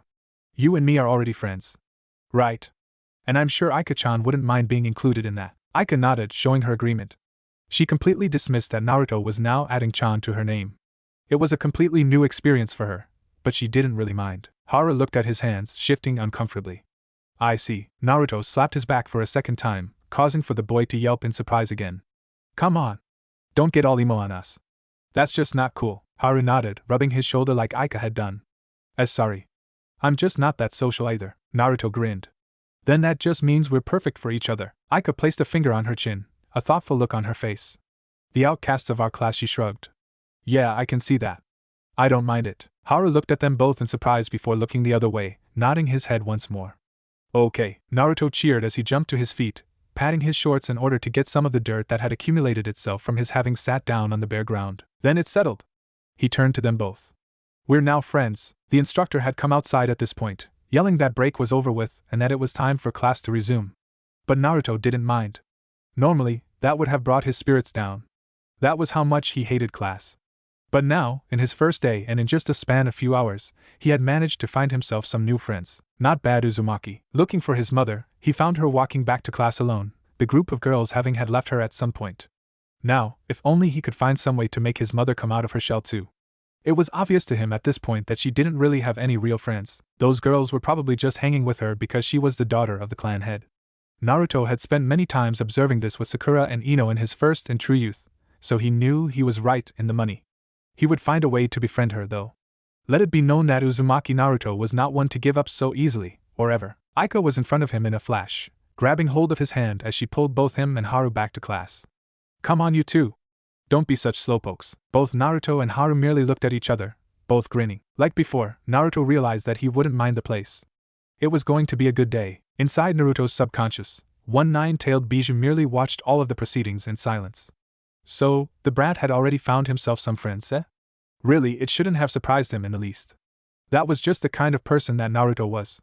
It didn't take the blonde too much time before he could make friends. He himself was a prime example of that, even if he didn't like to admit it. Resting his head on top of his paws, Kurama cracked one eye open as he immediately sensed a new presence inside his little domain in Naruto's mind. I didn't expect to see you here so soon, old man. The Rikudo Sannin chuckled as he stood before the towering Bijou, even if said Bijou was lying down at the moment. Yes, well, I just wanted to personally see how Naruto is handling his new home. Kurama continued to look at him. We both know that's not the entire reason you're here. Raising his head, the fox released a sigh. I take it you're here to tell me about my other self. The Sannin grinned. Oh, don't worry, Kurama. I'm not here to deliver you any bad news. That would be a bad thing on my part. Especially with what I put you and all of your other brothers through. On the contrary, it's good news. Consider this my gift to you. Kurama looked at him in surprise. What are you talking about? The Sannin began to pace around the Bijou. You immediately assumed that because I didn't tell you what would happen to you when you and Naruto got here that it was going to be bad news. Well, you assumed incorrectly. But how? Two beings can't exist in the same time. It's unnatural. It breaks the natural rules of the universe itself. The Sannin stopped his pacing and looked up to meet the Bijou's crimson eyes. There was complete kindness in the Sennin's eyes and face altogether as he began to explain. Under normal circumstances, that would be true, yes. But these aren't normal circumstances, Kurama. The fact that Naruto and Sasuke even survived the break is against the rules of the universe in of itself. Unfortunately, or fortunately, the rules aren't being applied to these two. They're a special case. And now, a special case is being given to you. Kurama simply looked at the being who was like a father figure to him in silence. Finally, he spoke. Just how are you doing this, old man? I never once knew that you could accomplish any of this, no matter how strong you are. All of this is just beyond everything. The Sannin nodded. You're exactly correct in that. Even I don't have that kind of power. No matter how much I was revered as a god, I'm still human. As such, even I have my limitations. The only difference is that those limitations are higher than a normal human being. Then how? The Sannin raised up his free hand. Don't worry about that right now. At the moment, we're still at a critical stage. Both Naruto and Sasuke can't mess up right now, or it will have terrible consequences for what we're planning on happening. But like I've said, you don't have to worry about you disappearing. You and Naruto now exist beyond that plane. The same could be said about Sasuke. Kurama could only look at him in silence, not knowing what to say. For once in a long time, the Bijou found himself at a loss of words as to what to make of the current situation. From the moment that the Sannin had told him what he was planning on having Sasuke and Naruto do, he had come to terms that he would most likely cease to exist. But if it helped Naruto with his goal, then he didn't mind. Damn, he never thought that he would ever feel that way. Good thing Shikaka wasn't around to see it. Now, I must be going, the Sannin stated as he continued to look up at Kurama. I only came here to ease your worries. Right now, Sasuke needs my help more than Naruto does. I'm sure that you two will be able to deal with the first obstacle that will soon present itself to you both. Oh, and one final thing. The Sannin sent him a wave as he started to disappear. Be mindful next time about the seal. You're lucky that it no longer exists, or the Uzumakis would have figured out that you're in here. Kurama's eyes widened at that particular detail. But before he could ask the Sennin what he meant, said individual had already disappeared. The giant fox looked at the spot where the old man had been before lowering his head back down to rest it on top of his paws, trying to understand just how the seal was now gone, and what the old man had meant by saying how Naruto, him, and the Uchiha were longer considered to be in this plane, and just what the first so-called obstacle would be. Most of all, though, he was trying to figure out who the old man meant when he said we. Who else was involved in this? So many questions, and the Bijou realized that he had few clues to figure out the answers. Naruto had to suppress a sigh as he walked alongside Kushina towards the gate that led outside of the academy. The reason for his sigh was due to Kushina's refusal to talk to him. Really, the only thing that the young redhead had ever told him directly was her name. After that, nothing. Nada. It was depressing to say the least. I'll see you later, Whiskers. Naruto simply waved back at Aika, who was now walking with a man that Naruto presumed to be her father. Watching her leave made Naruto remember that he had a great day, all things considered. He had met interesting new people. The only downside was Kushina's attitude. Of all days for Kachan to be late, he heard her mutter. Naruto glanced at her as they waited by the gates. Most of the other kids had already left as well. Naruto could see that there was definite displeasure in her face. The blonde Jinchuriki scratched his cheek. So, Kushina turned to look at him with a blank look. Well, this was awkward. Damn, just what could he say? You're not really a smooth talker, are you, brat? Well, look who had decided to finally wake the hell up. But Naruto could argue with the fur ball later. Right now, he had to figure out a way to break the ice with his mother. Or future mother, whatever. Point was, now he had a great chance at doing so. He just hoped that his also future grandmother took a bit longer to get here than normal. What do you want? Naruto scratched the back of his head, feeling completely uneasy with the tone that the redhead in front of him was using. Really, even if it was a younger version of the woman whom he had met in his seal when he had fought Kurama, the blonde had never expected to ever be the recipient of such indifference from her. It kinda hurt. Well, I've just been having this feeling that you don't like me and all. Understatement of the year. It was proven to be so by Kurama's snort at hearing that. Kushina continued to look at him in silence for a few more moments before huffing as she turned her back to him, her small arms crossed in front of her. That's because you're not family. So I don't see why Kachan and Tusan would even bring you in the first place. You're just some random boy. I see. Naruto turned his back to her as well, trying to hide the frown that was present in his face. Really, he knew that it was only childish jealousy. Still, to hear her say that he wasn't family, it really did hurt him, no matter how much he wanted to deny it. Inside Naruto's mind, Kurama simply closed his eyes, having lost interest in the conversation with Kushina, if he could even call the girl that. He knew that the girl resembled nothing to the one that he had met for the first time. But to change so much, it must have been the destruction of Yuzu, realized the Bijou before his eyes snapped wide open. I'm sure that you two will be able to deal with the first obstacle that will soon present itself to you both. No, the old man couldn't have possibly meant that. Back in the real world, Kushina glanced at Naruto, trying to see why he wasn't responding. And instead of seeing Naruto trying to come up with a comeback, all the young girl saw was Naruto's back as his whole demeanor expressed unhappiness. Now Kushina started to doubt herself. Her mother had always taught her to not bring other people down. But it was something which she couldn't help but do. After all, that was all that people ever saw her as. The daughter of clan head. Nothing more. Even with kids her own age, they were afraid of getting too close to her lest they make the daughter of the clan head angry. It was one of the reasons why she had no friends, a major reason. So instead of trying to fight that image, she instead embraced it. She used it everywhere she went, especially at the academy. It was how she got to hang with some of the other popular girls her age. Not to mention that her parents also gave her everything she wanted. So it was only natural others would as well. Despite all of that, however, the young girl did have some morals in her. She managed to suppress them most of the time, but seeing Naruto in front of her act depressed at what she had said made her feel depressed as well. But why? After all, Naruto was just some boy that her parents had brought in for whatever reason. He wasn't anyone special. Not only that, but she could tell that both of her parents were really starting to like the blonde. Even Kaido. And she didn't like that. She was supposed to be the only one that her parents sought to give everything. Kaido was different. He was already grown up. But Naruto wasn't. Her other part retaliated though. It told her not to think that way. The girl frowned.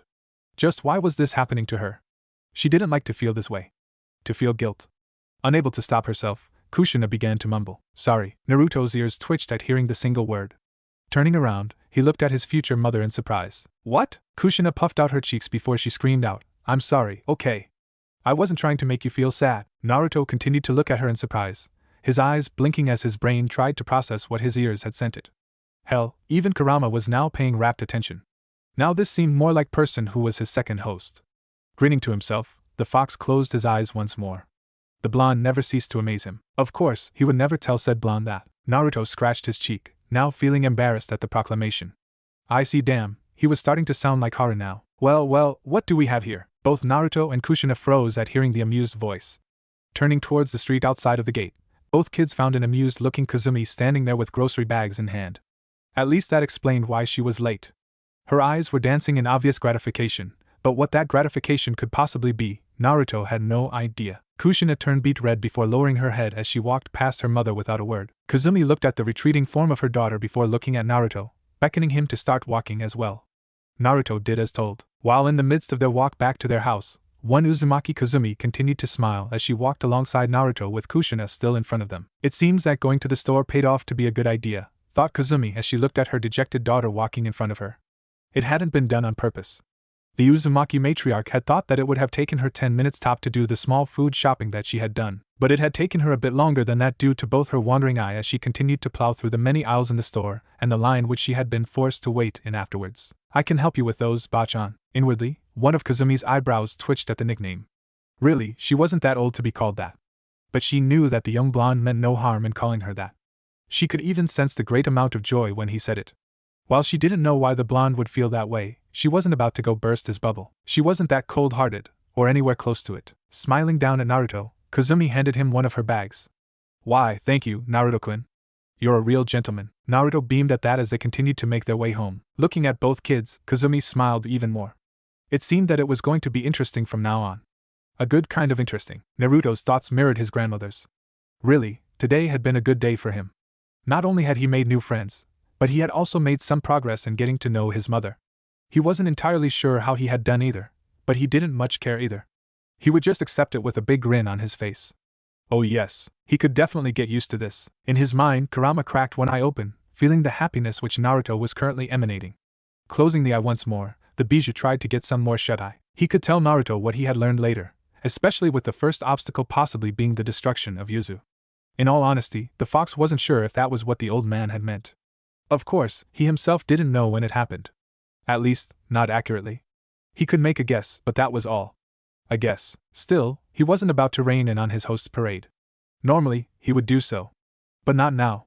Not with everything that was going to have to be done. He would let Naruto cherish these feelings for as long as possible. After all, it was the least he could do. Maybe the only thing he could do to help Naruto in this regard. And if so, then he would do it. It was now nighttime. The sun had long since disappeared from the sky. In its place now stood the moon, its light lighting up the night sky.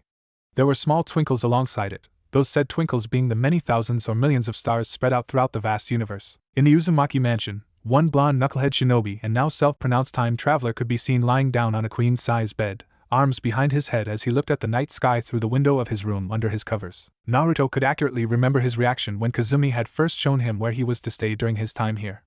It wasn't that hard. It had barely been 3 days now since it had happened.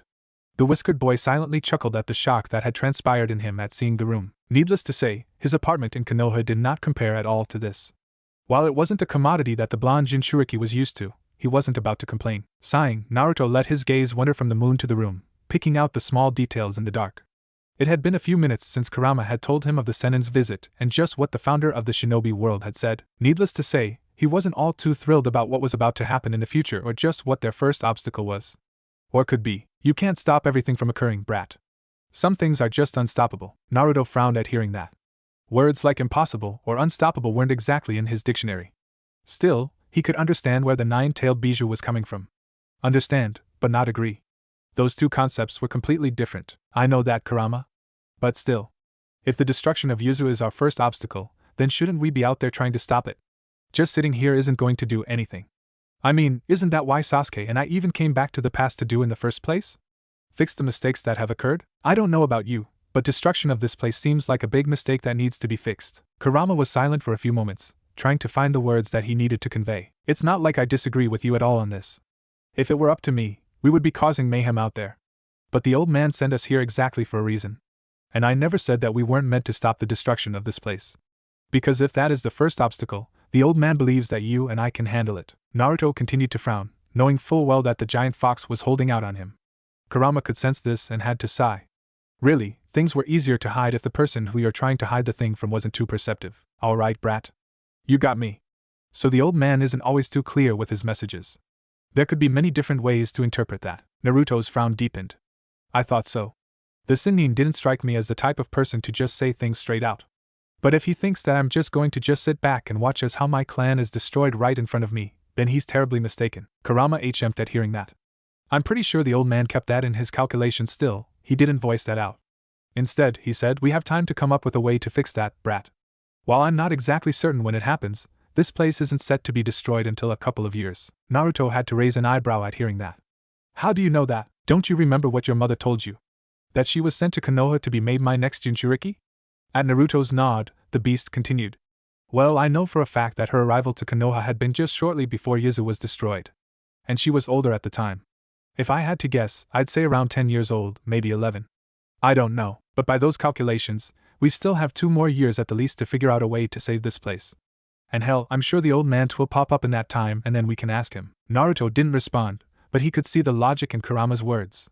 While he wasn't too thrilled at having not known that the Sennin had shown up until now, there would be more chances. And if things got too much out of control, then he could always just head out to whichever nation was taking part of the attack and kick all of their asses. While it wasn't something that he wanted to do, he was prepared to do so. Kurama merely grinned, having sensed all of this. At this point, there wasn't anyone who could stand in the blonde's way except for Sasuke. But they were both on the same side. And Madara, who knew where the Uchiha was. But that wasn't something that they needed to concern themselves with. At least, not at the moment. Of course, there was one person who they didn't know where he stood.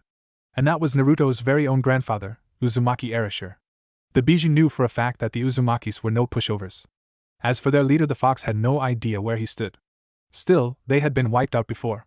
So whatever went down here was big. But the Bijou wasn't about to let that scare him, not in the least.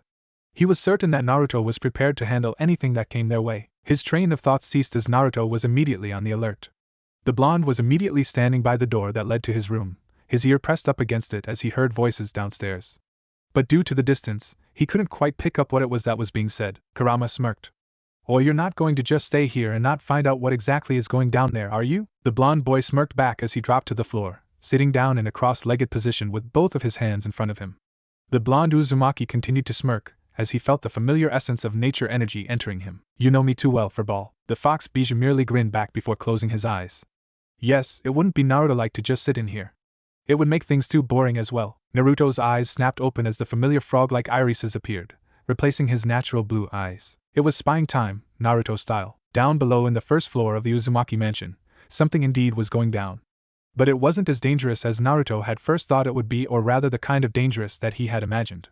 However, it was as important as he had thought it would be. Using his chakra to stick to the side of the mansion, Naruto had his back pressed up against the wall as he stood below one of the windows, masking away his chakra perfectly as he listened into the conversation going inside. Really, learning Senjutsu was one of the best things that he had ever done.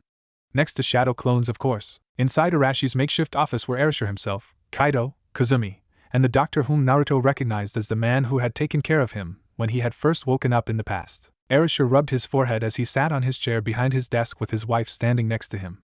Kaido was off to the side with his hands still in his pockets, wearing his just a regular pair of black pants with a gray t-shirt.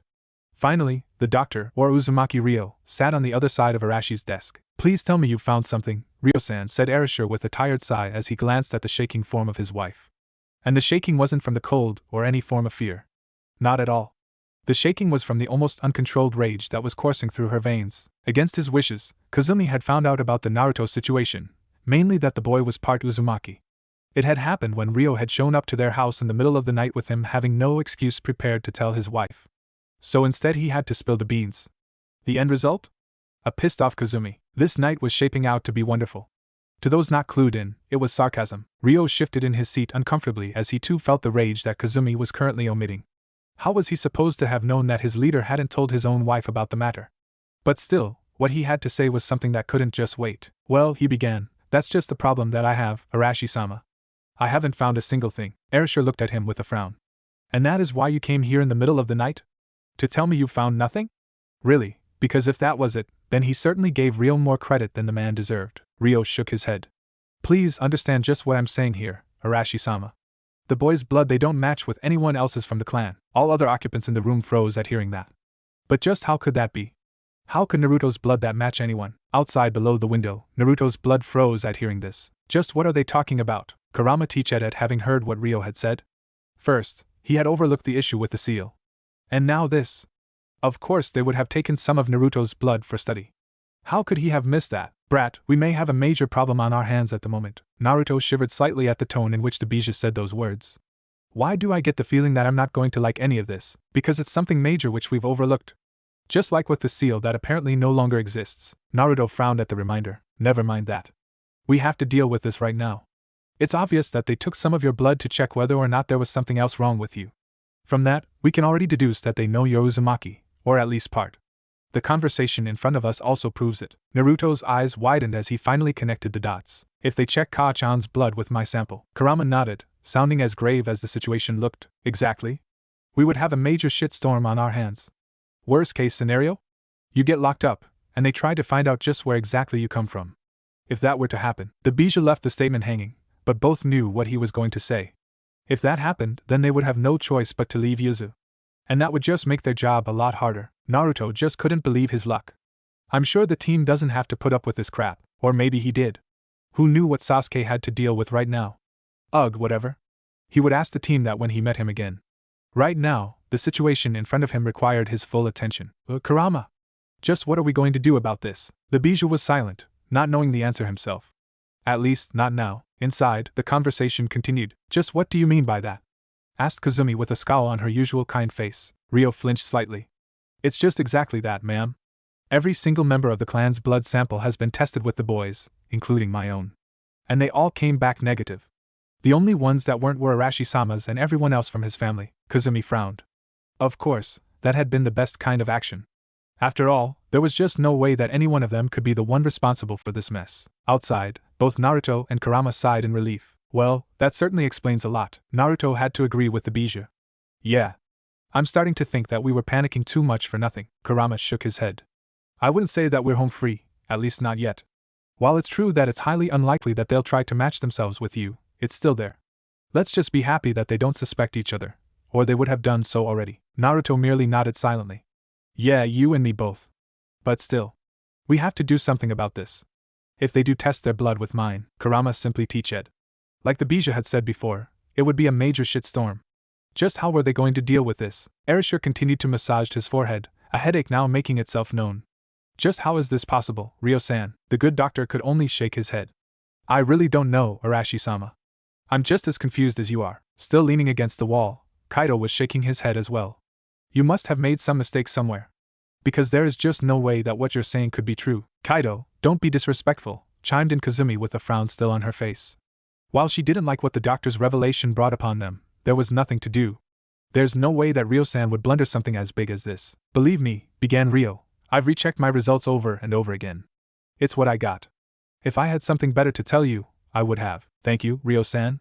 We understand. Ryo stood up and bowed to his leader before making his way towards the door. After he had left, Kazumi took to the pacing around the room, shaking her head along the way. Erasure wished he could do the same, but really, he felt too exhausted to do so.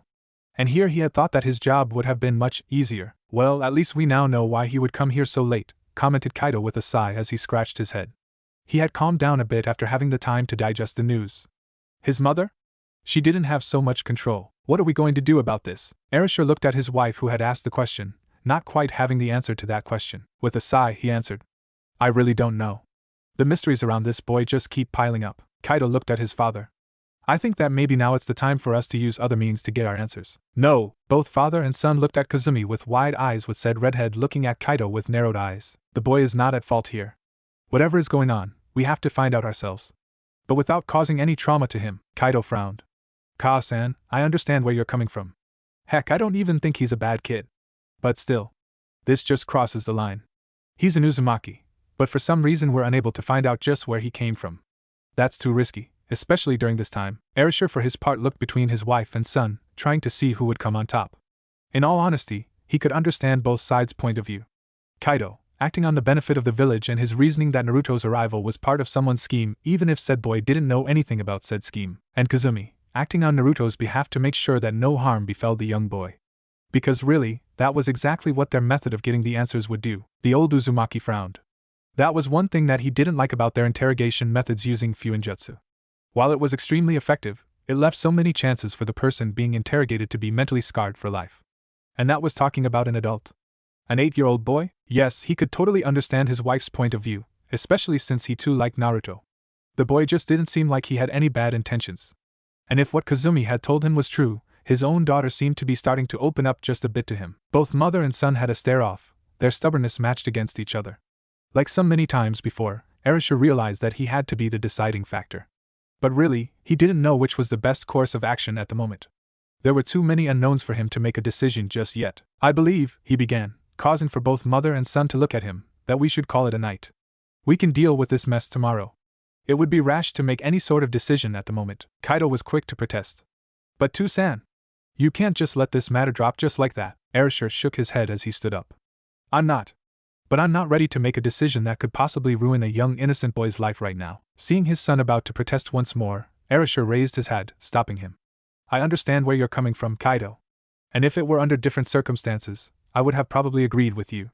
But one day, you're going to be in my shoes, and if there is one thing that you can take out of this whole mess is that a wise leader has to see all sides of an issue, not just one. Many great leaders have made grave mistakes just because of their stubbornness. Kaido was silent after hearing that. Sighing, he turned around and began to walk out of the room. Stopping by the door, he looked back at his parents. Fine. I'll just see how things go in the morning then. Quickly leaving the room, Kaido didn't say another word. Arisha chuckled as he looked at Kazumi. He has your stubborn attitude all right, Kazumi sighed. I understand what he's trying to say, I really do. But Naruto-kun is not a bad kid. That I'm certain of. Whatever is going is not his fault. I'm just trying to make sure that his life doesn't get destroyed by whatever is going on. Arisha walked around his desk to embrace her, running a hand through her hair which he adored so much. I know. I'm not blaming you. I'm sure Kaido will realize this too. He's a smart kid. He chuckled internally. Maybe kid wasn't accurate, but given Arashi's own age. Sure, it was acceptable. Kazumi chuckled as she buried her head on her husband's chest. Hopefully. Pulling back, Arisha raised up her chin with his hand to look at her in the eyes. But for now, let's get some sleep. We'll be able to think more clearly about this in the morning. Wordlessly, Kazumi followed behind her husband as he allowed for her to walk out first. Looking at his office one last time, the aged leader narrowed his eyes as for just a split of a second he thought that he had felt another presence in the room. Shrugging it off as his imagination, he closed the door behind him as he followed behind his wife upstairs towards their room, quite eager to call this day a quit. Perched up on top of one of the many nearby trees, Naruto had a lot of reflecting to do after everything that he had just seen take place tonight. But the biggest emotion he felt was happiness. Happiness at seeing his own grandmother actually caring about him as much as she did. While it wasn't something that he had been expecting, he wasn't about to complain. She's quite something, a brat. Naruto could only nod. He now saw where his mother had gotten her stubbornness from and, consequently, him as well. He wasn't so sure about what to think about his uncle's reaction though. But one thing was certain, he too understood where he was coming from. After all, as far as they were concerned, this could still be part of someone's scheme that could jeopardize their entire village and family. In all honesty though, Naruto wasn't too sure what he would do if he were in his grandfather's shoes. But one thing he was certain of, he respected the kind of man that he was. Arisha reminded him a lot of how the Sandaime was. Both wise leaders and just rulers but hard when the situation called for it. It was exactly the kind of leader that he wanted to be someday, but that could come later. Now, there was a problem to deal with, Furball. Just how are we going to solve this? Kurama scratched his ear with one of his tails as he thought about the situation at hand. Honestly, brat, I have no idea. But if we were to destroy all of your blood samples, that would cause for more problems to arise instead of fixing any. And it could just be the line that would force your grandfather to act accordingly. So for now, the best option in my opinion is just to see how things play out. As things stand, I don't think they're going to test their own blood with yours. As long as that doesn't happen, then we're safe. Naruto merely listened to everything that the Bija had to say. If there was one thing that the blonde Jinchuriki had learned about the nine-tailed fox in the short time that they had been friends was that the Bija was extremely smart. Then again, he had lived for who knew how many years. So it was expected. But the point was that the blonde had learned to listen to what the beast had to say in these situations. Because really, Naruto knew that he sucked when it came to thinking things through. Well, unless it was in the heat of battle. I see. Well, it's not like I have anything else, so I guess your plan it is, Furball. We'll just have to see what they finally decide to do. I wouldn't worry too much about it anymore, brat. Naruto had to raise an eyebrow at the calmness in which Kurama said that sentence. What? Why? Weren't you the one that was freaked out just a minute ago about this? Yeah, I was. But now, having finally seen what took place in there, the threat has gone down immensely. It's obvious that they trust you and have taken a liking to you, especially your grandmother. And while I don't know why they would, it'll work in our favor. Of course, he lied about the last part. The Bijou knew exactly why they had taken a liking towards his host. But hey, he needed to keep up appearances. Naruto rubbed his chin in contemplation. I see. While I don't like using bachan like this, you're right. Keeping our heads lowered right now would be for the best. Better to just learn whatever info we can of this time. Kurama nodded as he closed his eyes, releasing a massive yawn. Exactly. Now, I believe that's all for tonight, brat. Best if we just call it a night too. After all, you have to go to the academy tomorrow again, remember? Naruto shivered slightly before he perked up, remembering that he would get to see both Haru and Aika. Not only that, but cool things down with his mother even more. Instantly jumping down from the tree, the blonde made his way back to the window that led into his room.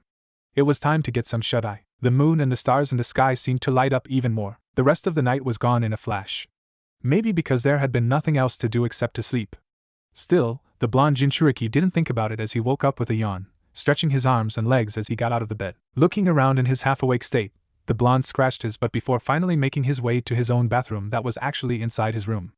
As a side note, that had been something else which the blonde had found to be quite shocking. Quickly going through his morning routine of brushing his teeth and taking a shower, Naruto put on his usual outfit. Walking outside of his room and closing the door behind him, the blonde made his way downstairs where things were more lively. His stomach made its presence known as the whiskered Jinchuriki smelled the food that was already prepared as he entered the kitchen table. The others were already there even for Kushina, who seemed to be quieter than usual. Sitting down at his usual spot next to Kaido, Naruto did his best to ignore everything that he had seen take place the night before. Kazumi had a smile plastered on her face from her spot next to Erasure. So, today is your second day at the academy, Naruto-kun. Are you excited? Naruto nodded, his usual grin coming to life. Yep. I even made some new friends there. Erasure looked surprised as he joined the conversation. Is that so? Naruto nodded again. Yeah. Even Kenjoji-kun's son, Haru. He's a bit shy though, Erasure chuckled. That he is, my boy. Well, I'm glad for you, Kazumi nodded as she agreed. That's right. It would have been a bit boring for you there without any friends. Kushina shifted uncomfortably on her seat for a moment before calming herself. This didn't go unnoticed by either parents, but chose to not comment on it. Kaido for his part chose to remain silent. He still wanted to pick things up with his father about last night's issue but knew that now wasn't the time for it. Well, he could wait. If there was something that he had been forced to learn before becoming a jonin was that patience was a virtue. It wasn't a good thing to be impatient. Impatience was something which had gotten so many other shinobi dead in the past. And still did for that matter. The rest of breakfast was met with a comforting silence reigning. Naruto didn't really mind it in the slightest. After having eaten by himself for all of his life, this was quite the improvement. It was even better because this was his actual family. It was then that a shinobi whom Naruto didn't recognize appeared by the doorway which led into the gigantic living room with one of the servants at his side. Arashi-sama. Erasure raised his hand to stop the servant. It's quite all right. You may go. The servant simply bowed before doing so. The shinobi simply knelt as he said, Arashi-sama, there are some shinobi from Konoha who wish to speak with you. Erasure was immediately on his feet. I'm sorry for leaving like this, but it seems that there's something I have to do. Kazumi nodded while Kaido stood up as well, following behind his father. Kushina simply looked on in slight confusion, while Naruto narrowed his eyes slightly. Konoha, Well, this was why shadow clones had been created. Or are you going to? Yeah. Like I said last night, we need as much information about this period as we can. I'm sure that whatever those shinobi are here for, it must be big. I have to know, Kurama smirked. Finally thinking, are you? Well, good. Knowledge is power, brat. Never forget that. Naruto chuckled in his mind before looking at Kazumi, who was now standing up as well. Well, looks like it's time for the academy, you two. Time to go. Kushina stood up without a word as she made her way towards the door out of the house. Naruto chuckled as he scratched his head. Sorry, Bachan. But I forgot something upstairs. I'll be right back. Kazumi simply nodded as she watched the young blonde run upstairs. Turning to her daughter who was putting on her sandals already, Kazumi shook her head. Not so fast, Kushina-chan. We have to wait for Naruto-kun. Kushina didn't respond, instead for opting to turn around so as to not look at her mother in the face. Kazumi couldn't help but smile slightly. So, she's still shy about what happened yesterday, eh? Hee, so cute. Inside her head, the Uzumaki matriarch was a giggling mess. Turning around, she saw Naruto running back downstairs towards them. Nodding to herself, Kazumi and the two Uzumaki kids made their way out of the house and towards the academy. No one saw the sudden blur jumping from the house's rooftop. Oh, brat. This isn't exactly going to be as easy as spying on them last night. They went to your grandfather's official office or whatever. There's going to be a lot of shinobi around. Naruto frowned at hearing that. Truth be told, he hadn't thought about it until now. Still, thanks to Senjutsu, he could mask his chakra perfectly. No one would know he was there unless they were really looking, and that wouldn't be a problem in the least unless he alerted any one of them of his presence, something which he wasn't about to go and do. Landing at a nearby rooftop in front of the main tower in Yuzu, Naruto made sure to not be seen by the many civilians down below as they walked around the streets, going about their business. Looking at the tower, Naruto couldn't help but frown again. Okay, so this was going to be a bit more tougher than he anticipated. And he was talking about the many shinobi that were on guard all over the tower. Geez. What's up with all of the security? Must be because of the arrival of the Konoha shinobi. Like I've told you before, brat, this is a different time. If my estimations are correct, the second shinobi war is still raging on right now. And if my other hunch is correct, that must be why those shinobi came here. Naruto teached at hearing this. Really, couldn't anything be easy? But now he had to think. How could he get inside the tower without alerting anyone that he was there in the first place? The whiskered blonde turned his attention to the roof of the tower, immediately seeing two shinobi, Chunin by the looks of it, stationed up there. Using the swift mobility provided Sannin mode, Naruto was quickly on the rooftop without having alerted anyone. He was behind the two guards in an instant, knocking them out. The now unconscious guards fell to the ground in an instant. I'm going to need to wake them up before I leave, thought the blonde before shaking his head. Looking down below, he saw a few more shinobi on the ground, but he could sense even more everywhere inside the tower. They were well hidden all right, especially in his grandfather's office. How exactly are you going to deal with that, brat? Let it be known for a fact that Kurama was not one for stealth. And why should he be? After all he had to do was blow away anyone who dared to mess with him with his chakra. Not to mention his size. That was the bigger factor here. Naruto didn't respond as he concentrated. Weighing his options, the blonde decided to risk everything by walking along the side of the building before being close enough to the office. In other words, it was the same method in which he had spied on his family the night before. The only problem with that would be if any of the shinobi on the ground decided to look up. Still, the young Jinchuriki realized that his grandfather wasn't all too concerned about someone sneaking in from up top. If he did, there would have been more guards up here. The other good thing about being in this mode was that he was almost invisible to the naked eye from long distances when remaining still. In all honesty, the only way he could be found was if they actively searched for him. Nodding his head, Naruto decided to go ahead with his plan. Jumping to the wall, his feet immediately stuck to it like as if it were glued. Walking along it, the blonde moved swiftly and silently. It wasn't long before he reached his destination. Seeing the many windows which no doubt belonged to his grandfather's office, Naruto stopped. Closing his eyes, he concentrated as he tried to pick up all the chakra in the area. Grinning, the blonde realized that he had made it just in time. They were just outside of the office. A second later, Naruto's blood froze as he sensed a chakra which he was all too familiar with, as well as with the owner of said chakra. Gritting his teeth, the blonde tried to rein in his anger. Orochimaru. Erasure opened the door to his office as he walked in, followed by Kaido, Kenji, and a few other shinobi. They were followed in by the shinobi from Konoha, who were 4 in total, one of which was none other than Orochimaru himself. Albeit a much younger Orochimaru, but still. Sitting down on his seat, Erasure folded his arms in front of him as he immediately placed his poker face on. Both Kenji and Kaido flanked him. Normally, he wouldn't have allowed for Kaido to have been here, but the Jonin had demanded to be a part of the meeting. And Erasure couldn't blame him. After all, he already knew what the topic of this conversation was going to be. Orochimaru bowed for a moment as he carefully eyed all of the Yakuza shinobi who stood all around the room. It seemed that the village leader wasn't as trusting as he led on to be. It's an honor to be here, Uzumaki Dano, said Orochimaru as he stood straighter. Erasure HM'd. One of Hiruzen's student, Really, to think that he would send someone so young here. Either he has much faith in your skills, or he's going senile sooner than expected. If that comment bothered him, Orochimaru hit it perfectly as he simply smiled pleasantly in return. I assure you, Uzumaki Dano, that I'm quite capable. Unfortunately, we're on limited time here, so I must make this meeting as quickly as possible. Erasure waved one of his hands, signaling for Orochimaru to continue. Said shinobi did so. As you must know, the war doesn't seem to be waning down. Suna is on the brink of surrender thanks to our victories on their front, as well as the pressure that IWA is putting on them from the north. Unfortunately, despite their heavy losses, IWA doesn't seem to be on the road to surrendering, especially with their success against Suna. Finally, things with Kumo are the hardest. They've been having a successful campaign against Kiri. Even our efforts against them haven't been too successful in recent months. Erasure frowned as he listened to all of this. Really, he had expected all of this. Inoki was just too stubborn to give up as easily, especially against Konoha. As for Kumo, the Sandame Reikage was a monster. Erasure wasn't so sure if he could be able to stand up against the man.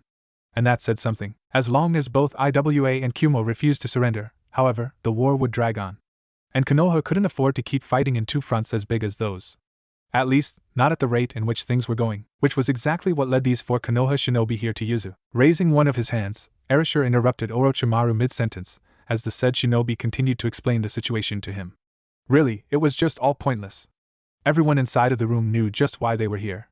Best if they just got on with it. There's no need for you to continue, Erasure said as he lowered his hand. I know why you're here, Orochimaru. So why don't you just get on with it? Once more, if Orochimaru was surprised at Erasure knowing his name, he hid it pretty well. Nodding, Orochimaru decided to do so. Very well. Sandaime-sama has sent me here to ask you if you would please step out of your neutrality stand in this war. Besides, we all know that both IWA and Kumo aren't exactly respecting your decision either. You could even say that this will be your way for some payback for their many efforts of trying to intrude into your nation. Erasure frowned behind his folded hands. That was most certainly one way in which he could look at things, but it wasn't the one that he was choosing. Glancing at Kenji, the Uzumaki leader saw the man merely standing there with a blank look. But Erasure knew better. He knew that his friend wasn't so keen on joining this war. Hell, no one from Yuzu was. It was why they had decided to remain neutral. But like Orochimaru had so kindly put it, both IWA and Kumo weren't exactly following their stand on this matter. Of course, they hadn't attacked them outright, but the many raids along the coast of Kiri was more than enough. Not to mention the embargo placed by Kumo on them. With how things were outside of Yuzu, it wasn't safe for any Uzumaki to go out into the elemental nations. One way or another, Konoha really was their only anchor, but there was something else driving him. And that was the relationship which Konoha and Yuzu shared, mainly the relations between the Senju and the Uzumaki.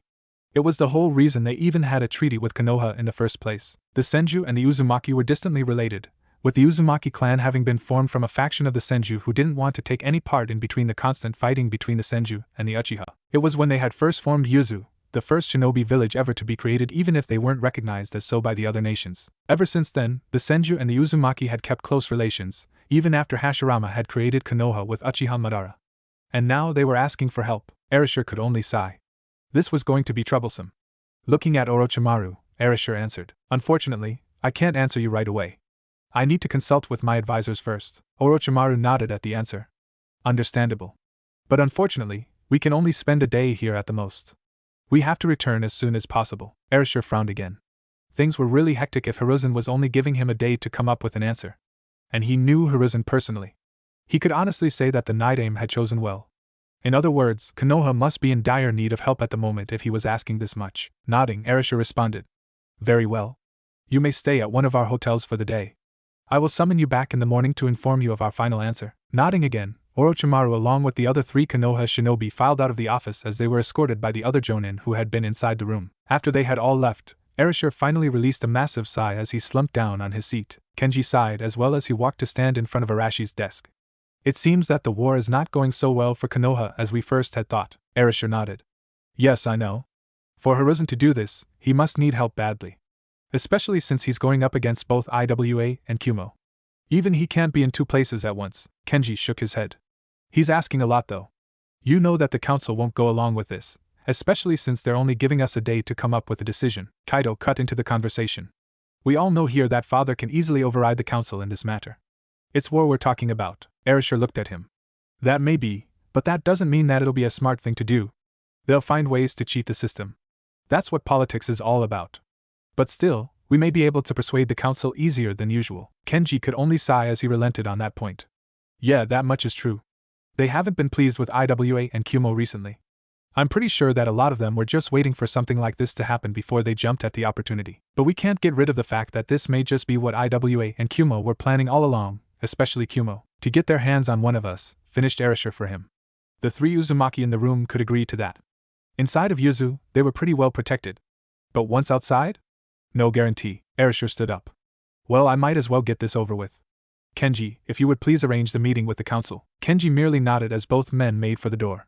They stopped midway, however, as Kaido spoke. What about the matter with Naruto? Erasure paused for a moment as he glanced at Kenji, who glanced back. Turning to look at his son, Erasure answered, "It will have to be solved later. Right now, we have to deal with this matter with Konoha. Odds are, we'll be at war tomorrow.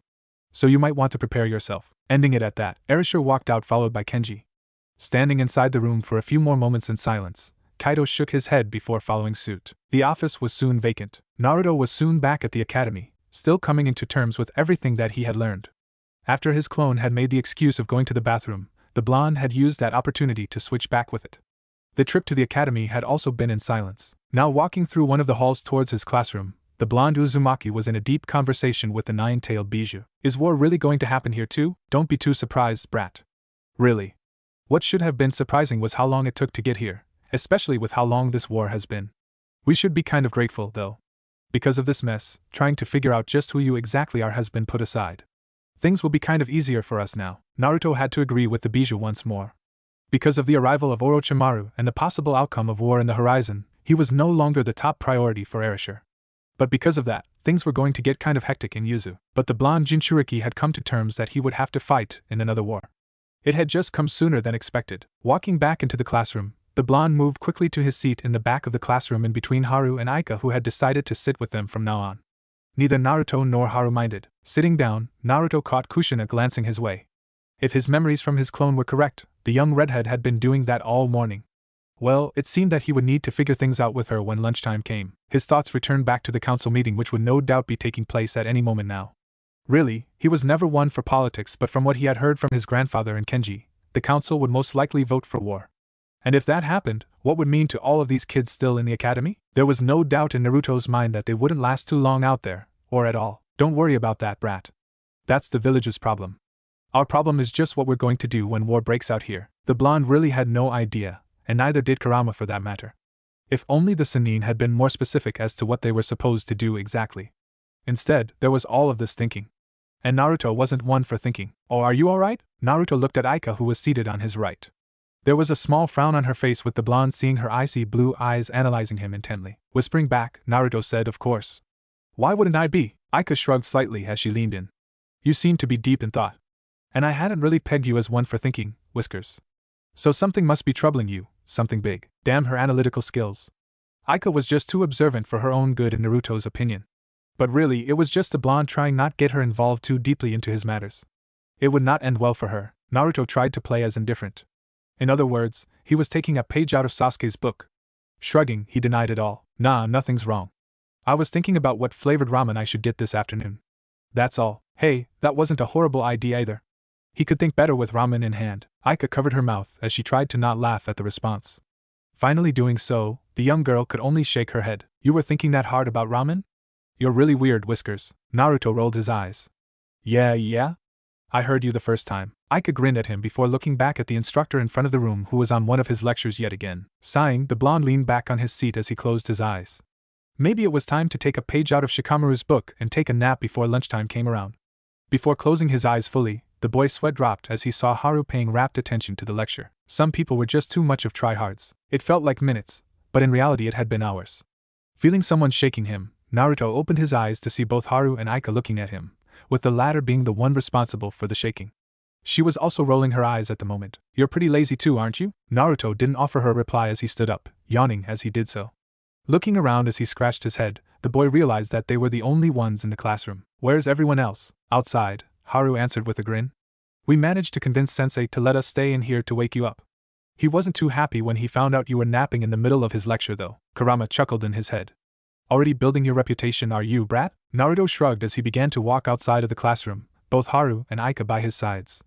Haru took the shrug as the only response he was going to get from his new blonde friend. The three shinobi in training, or well, two shinobi in training and one blonde time-traveling boy, stopped by the door as their path was blocked by none other than a nervous-looking Kushina. Aika frowned immediately as she was in front of the redhead in an instant. "What do you want?" Both Naruto and Kurama whistled, albeit Naruto did so internally. It was obvious that Aika didn't like Kushina, or anyone popular for that matter. Haru for his part looked on nervously as the two red-headed girls had a stare-off. Kushina scowled as she looked at Aika. "I don't want anything with you. It's Naruto whom I want to talk to," said Blonde had to raise an eyebrow at hearing this. What could she? Kurama became very interested at this development, but decided not to say anything. Instead, he was prepared to just sit back and watch the show in front of him. Haru looked on between Naruto and Kushina, obvious confusion written all over his face. As for Aika, she scowled heavily. Crossing her arms, the redhead huffed. "And what makes you think that we'll let that happen?" Naruto had a sudden sense of déjà vu. It was like seeing Sakura and Ino fight. Seeing Kushina's temper about to flare, Naruto decided to defuse it before something big happened. They might be 8, but still. Placing a hand on Aika's shoulder, Naruto shook his head at her. "It's alright, Aika-chan. It'd be better if I hear what she has to say. You two can go on ahead." Aika frowned but relented nevertheless. Walking away without another word, Naruto realized that he was going to get a yelling from the girl later on. Haru merely looked at Kushina for a moment before looking at Naruto. Seeing the blonde nod, the boy followed behind Aika. Now being alone, Naruto scratched his cheek. "So? What do you need to tell me?" The blonde was really hoping that it wasn't something else, like saying that she didn't want him to be part of the family or something. Because really, he had thought that he had made some progress with the girl yesterday, albeit small. But still, Kushina looked to the side as she rubbed her arm, shifting uncomfortably. She resembled nothing of the Kushina that Naruto had come to know the past few days. I was just wondering why you don't try to suck up to me like the others. Naruto blinked dumbly at hearing that. What do you mean? Kushina looked at him with her adorable cheeks puffed out. You know what I mean. Everyone but that meanie Aika is always trying to get on my good side just because I'm the daughter of the clan head. But not you. Yesterday you seemed actually sad when I said those things to you. Taking a huge breath in, she finally exclaimed. And I just want to know why. Naruto looked at her in surprise, not being able to comprehend what he was hearing. Really, 2 days in a row had his mother already surprised him. And they called him unpredictable. Kurama for his part couldn't help but smirk. Oh yes, this was certainly turning out to be better than he expected. Now, just how would this end? Naruto scratched his head, oddly remembering the time in which he had had a similar conversation with Konohamaru in the past. Or was it the future? Bah, time traveling was too confusing. It would be better if he just didn't think about it. Well, he began, it's just that I really don't care much for things like that. I see someone for who he or she is, not for whatever their name is. Kushina looked at him with rapt attention, which made the blonde wonder if she was really fully understand what he was saying. Nevertheless, he continued, you seemed like you were really lonely and needed someone to talk to.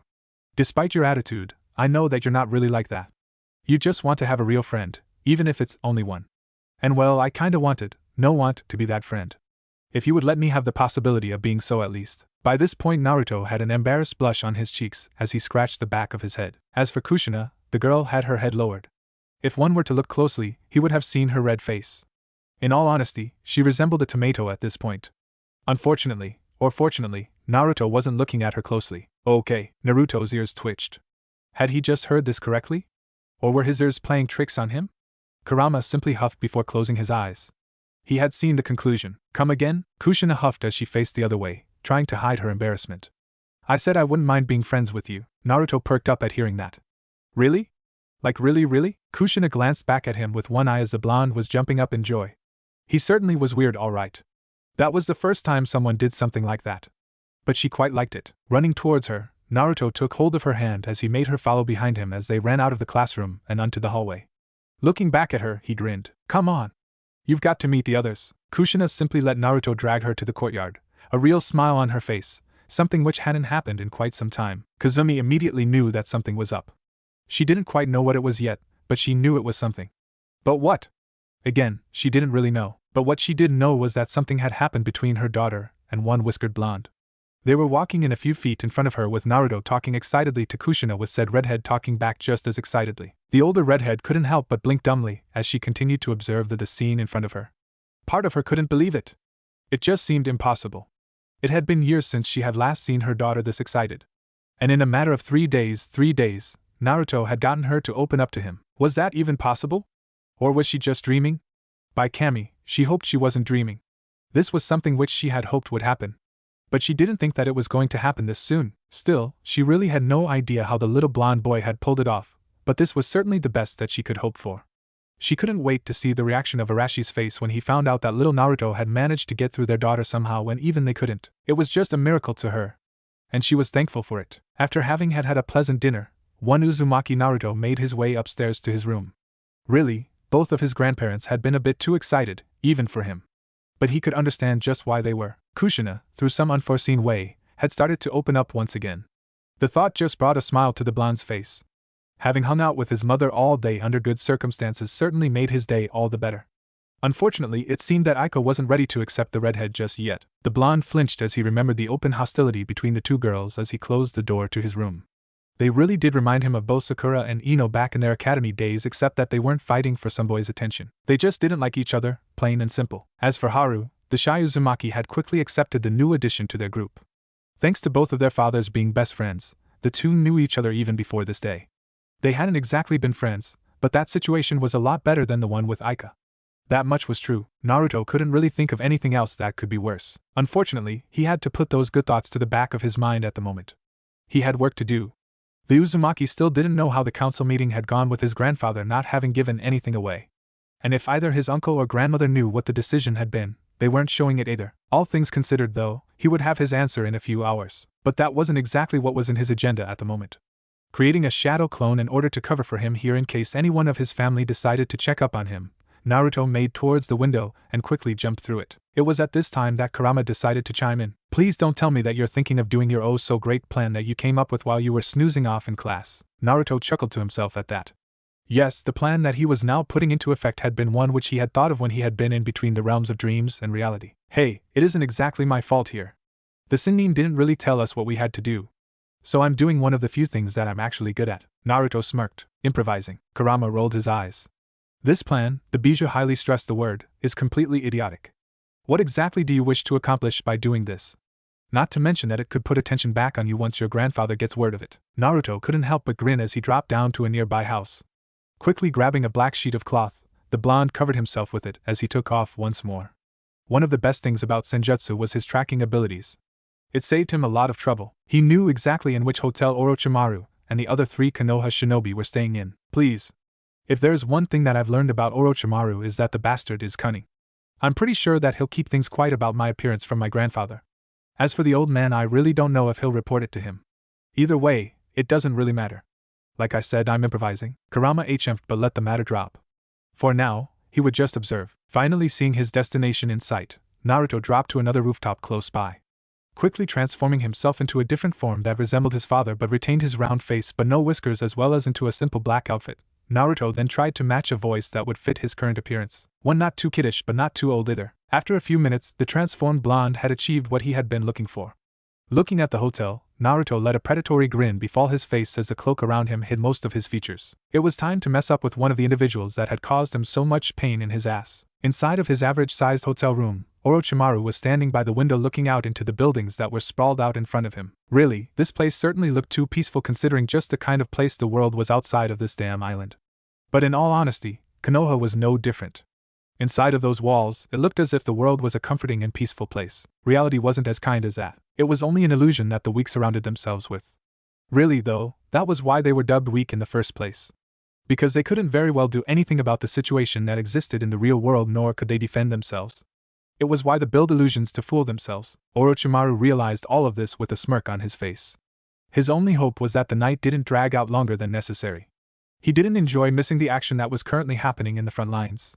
Still, he realized the importance of this mission. He was actually quite pleased to see his sensei entrusting him with something this big. His train of thoughts died when he suddenly felt the presence of an unwelcome visitor behind him. Orochimaru was quick to turn around as he thrusted his arm forward towards the unknown individual. Sanaijushu. Multiple of snakes erupted from within Orochimaru's wrist, with said snakes shooting out towards the intruder who was now standing behind him. Said individual disappeared in a blur before reappearing on the room's ceiling in a crouched position. The snake summoner narrowed his eyes as he tried to see just who the individual was, but the only thing he could make out were golden locks sticking out from the cloak-like cloth that he had wrapped around him. Frowning, he voiced out his questions. Who are you? And what are you doing here? You can call me Shadow. Orochimaru's frown deepened as he tried to place the voice with the face before giving up after a few seconds, realizing that he couldn't. As to why I'm here, well, let's just say I'm here to give you some advice, Orochimaru. Orochimaru narrowed his eyes even more as he realized that whoever this person was, he was quite aware of whom he was. And Orochimaru didn't like that in the slightest. Oh really? Shrugging, Orochimaru looked up at the cloaked individual with an air of indifference. And just what exactly is this advice then, Shadow? His air of indifference died as he was suddenly aware of the person being next to him, a kunai in hand as it was pointed straight at his neck. Orochimaru's eyes were wide as he looked at the cloaked person. He hadn't even seen him moved. Let this be a warning to you and your Hokage and all of Konoha's higher-ups. Yuzu is not to be trifled with. If I find out that any one of you plan any harm to this place, consider yourselves dead. Is that understood? Orochimaru could only nod, knowing full well that any wrong move that he made could very well cost him his life. And he wasn't prepared to lose it just like that. In the next moment, the individual was gone. Dropping to his knees, Orochimaru could only frown at this sudden development. Just who the hell was that? One way or another, Konoha might have another enemy added to their already long list. Sneaking in just as quietly as he had sneaked out, Naruto released the clone that he had left behind as he dropped to the bed, feeling quite satisfied to call it a night. It seemed that Kazumi had come in to tuck him in for the night. It had been a good idea to leave behind a shadow clone, alright. It was the best thing that the blonde had ever learned. Hearing a grunt from his mind, Naruto realized that the fur ball was still awake. You must be satisfied at having had scared the wits out of Orochimaru. Naruto could only nod as he chuckled. Of course. That was my own little payback. But now Danzo will think twice about messing with this place. I haven't forgotten about what he did to Nagato and the Uchiha clan. And who knows what else the bastard has had a hand in. I only added the old man Hokage to make it more believable. If the old crippled bastard really did have something to do with the destruction of this place, I'm going to make sure to stop it. Kurama chuckled. Well, I give you a paws up, brat. I certainly didn't mind seeing the snake man act all terrified like that. Especially with a fake kunai at that. I certainly wouldn't mind seeing it again for that matter. Naruto chuckled again. Me and you both, Kurama. You and me both. Kurama smiled as he soon felt his host dropping to the sweet ignorance that was sleep. Really, today had been productive all right. Not only that, but things were already picking up. Closing his eyes as he rested his head on his paws, the Bijou decided to call it a night as well. Tomorrow, there would more than likely be war in Yuzu. Naruto woke up the same way he had for the last several days since he had arrived to the past due to the mission which both he and Sasuke had accepted, to change the past in order to save the future. In other words, it was quite a peaceful and enjoyable experience. What made it all better for the young blonde Uzumaki was that he was with his actual family, getting to know them. That was something which had been denied to him once. Somehow, it had been given back to him. Sitting up on his bed, the blonde rubbed his eyes tiredly as his vision started to clear. The night before had been quite enjoyable all right. He had been able to mess with one of the individuals who had messed with him quite a lot for some time, Orochimaru. The blonde had to tell himself that it wasn't the same Orochimaru whom he had met in the Forest of Death during the Chunin exams. The snake summoner was actually a Konoha shinobi during this time, not to mention how younger he was. But most of all, he was quite weaker than the future Orochimaru. Then again, he wasn't even at his prime when he along with Tsunade and Jiraiya had fought against Hanzo and Aim. He only wondered how Tsunade and Jiraiya themselves would be during this time. Well, the blonde Jinchuriki was sure that he would find out soon enough. How? He wasn't quite sure. Another thing that suddenly jumped back into the blonde's memory was the whole reason why Orochimaru had even come to Yuzu in the first place. And the answer was the very thing which the boy was trying to stop from happening: war. If he remembered quite correctly, it was the Second Shinobi War to be precise. Never would the whiskered boy actually think that he would say that he was actually living during that time. Life was a bitch that way. After having taken a shower, the blonde gazed at his reflection through one of the mirrors in his room as he put on his orange jacket on. Staring right back at his reflection, the boy sighed. He didn't know why he was suddenly feeling so down this morning. The night before had just been invigorating. Still, the boy did have some clue as to what had him in the dumps. Now that he had time to think about it, Naruto realized the implication that the word war would bring to this nation, to his clan, to his family. He still remembered quite well what Nagato had defined war as. And after remembering the death of Niji, the blonde had to agree with the once Rinnegan user. War was hell. It was pointless. People died for no reason whatsoever. And with that, he realized in what danger Aika, Haru, and even Kushina were now that Yuzu would most likely go to war. As Kurama had told him, things changed when war befell upon a village. And he knew that he wouldn't like those changes. Never would have pegged you as one for reflecting, brat. Especially at something like this. Where's all that boasting that you usually show? Naruto smiled faintly as he heard the voice of one of his closest companions now. Ha, then maybe you just don't know me as well as you thought, furball. The blonde then frowned. No matter what you tell me, though, I can't help but feel uneasiness about all of this. I mean, it's not like the war which we came from. Outside of this island, every other nation is the enemy. As much as it pains me to think like this, even Konoha can't be trusted. Not with Danzo lurking beneath it somewhere. I really don't know how to do things now. I'm lost. The Bijou was silent, opting to just hearing what his host had to say. After a few moments of silence, the giant fox replied. What you're feeling right now is natural, brat. You're still human inside.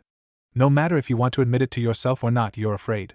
I don't know how you've been able to hang out until now, but it doesn't matter. Neither of us have that luxury. Not with what's at stake. Besides, you said it so yourself. Just keep doing one of the things you're actually good at. Naruto could almost feel the massive grin on the Bijou's face. Just improvise. Luck has been on our side until now. Let's see if we can squeeze out a few more miracles before it runs out. Naruto laughed to himself, feeling the fear that had been trying to nag at him for the past few days leave him. Scratching his head, Naruto continued to laugh for a few moments. Finally, it quieted down. Kurama, thanks. I really needed that, said Bijou HM'd. Offering his host no reply, he continued to lie down within Naruto's subconscious with his head on top of his paws which were crossed together. Taking that as a you're welcome, Naruto finally exited his room. Closing the door behind him, the boy walked downstairs to find the others already there. The only one missing was Kushina. She must still be getting ready or something. Brushing it off, Naruto took his usual spot next to Kaido, who was eating his breakfast in a much better mood than Naruto would have thought. Things had been quite tense between him and Erasure after the meeting with Orochimaru. Naruto had seen it, after all. Odd. Looking at the usual breakfast on his plate, the blonde began to eat quietly. While Naruto wasn't the best at reading a situation, he wasn't completely bad at it either. Especially when he tried. He knew that there was a tense atmosphere hidden beneath the calm demeanor of both of his grandparents. For one, Kazumi hadn't even said good morning to him. That in of itself was odd, but if the council had indeed voted for what Naruto was suspecting it to have, then their current attitude was completely understandable. It was then that the last member of the family finally made her presence known. Sitting down at her own spot, the young Kushina had a small grin on her face as she looked at her parents. Morning, Ka-chan, Tu-chan. Airshire smiled at her, but Naruto could see that it was quite forced. Good morning, sweetheart. Did you have a good night's sleep? Kushina merely nodded as she too began to dig down on her breakfast. That was something else Naruto had learned from his mother. She had a big appetite. At least it told him where he got his. Both Airshire and Kazumi glanced at each other with Naruto taking notice of this. Out of his peripherals, the blonde also saw Kaido stop eating all of a sudden. So, it's time then. Coughing slightly, Airshire looked at both his daughter and adoptive son. There's something we need to discuss, you two. Something important. Kushina stopped with her cheerful munching at hearing that while Naruto sighed internally as he relaxed. He couldn't act too normal when his grandfather sprung the news on them. It would be too suspicious. While Naruto didn't know if all of their suspicion towards him had disappeared, he couldn't risk even the slightest mistake. Airshire studied his daughter and adoptive son for a moment, trying to find the best way in which he could explain this to them without sounding as grave as the situation would be from now on. There's going to be some changes from now on, especially at the academy. Kushina tilted her head to the side, making Naruto stop himself from chuckling. Really, she just looked too cute. But then he remembered the topic of the conversation, immediately returning his attention to Airshire. What do you mean by that, Tu-chan? Change how? Airshire sighed as he stroked his beard. It could be considered a habit at this point, something which Kazumi had been pointing out to him for a while now with him refusing it at every turn. He didn't know why, he just did. Let's just say that the teachers are going to be a bit stricter from now as well as tougher with what they teach you. Kushina's eyes began to sparkle as she immediately began to jump on her seat. Do you mean that I'm finally going to be able to learn cool jutsu like you and Ka-chan? Out of his peripherals, Naruto saw Kaido sigh as he shook his head slightly. After having been in a war, Naruto could understand why his uncle would be put off at Kushina's attitude. War wasn't something to laugh at. It would bring deaths to many in the clan. Not to mention that no one knew how long it would last. Damn it, the blonde was seriously beginning to hate not having paid any attention to Irika during his days at the academy. But how the hell was he to know that one day he would be in this position? Airshire put a forced smile on his face, nodding as well. That's right.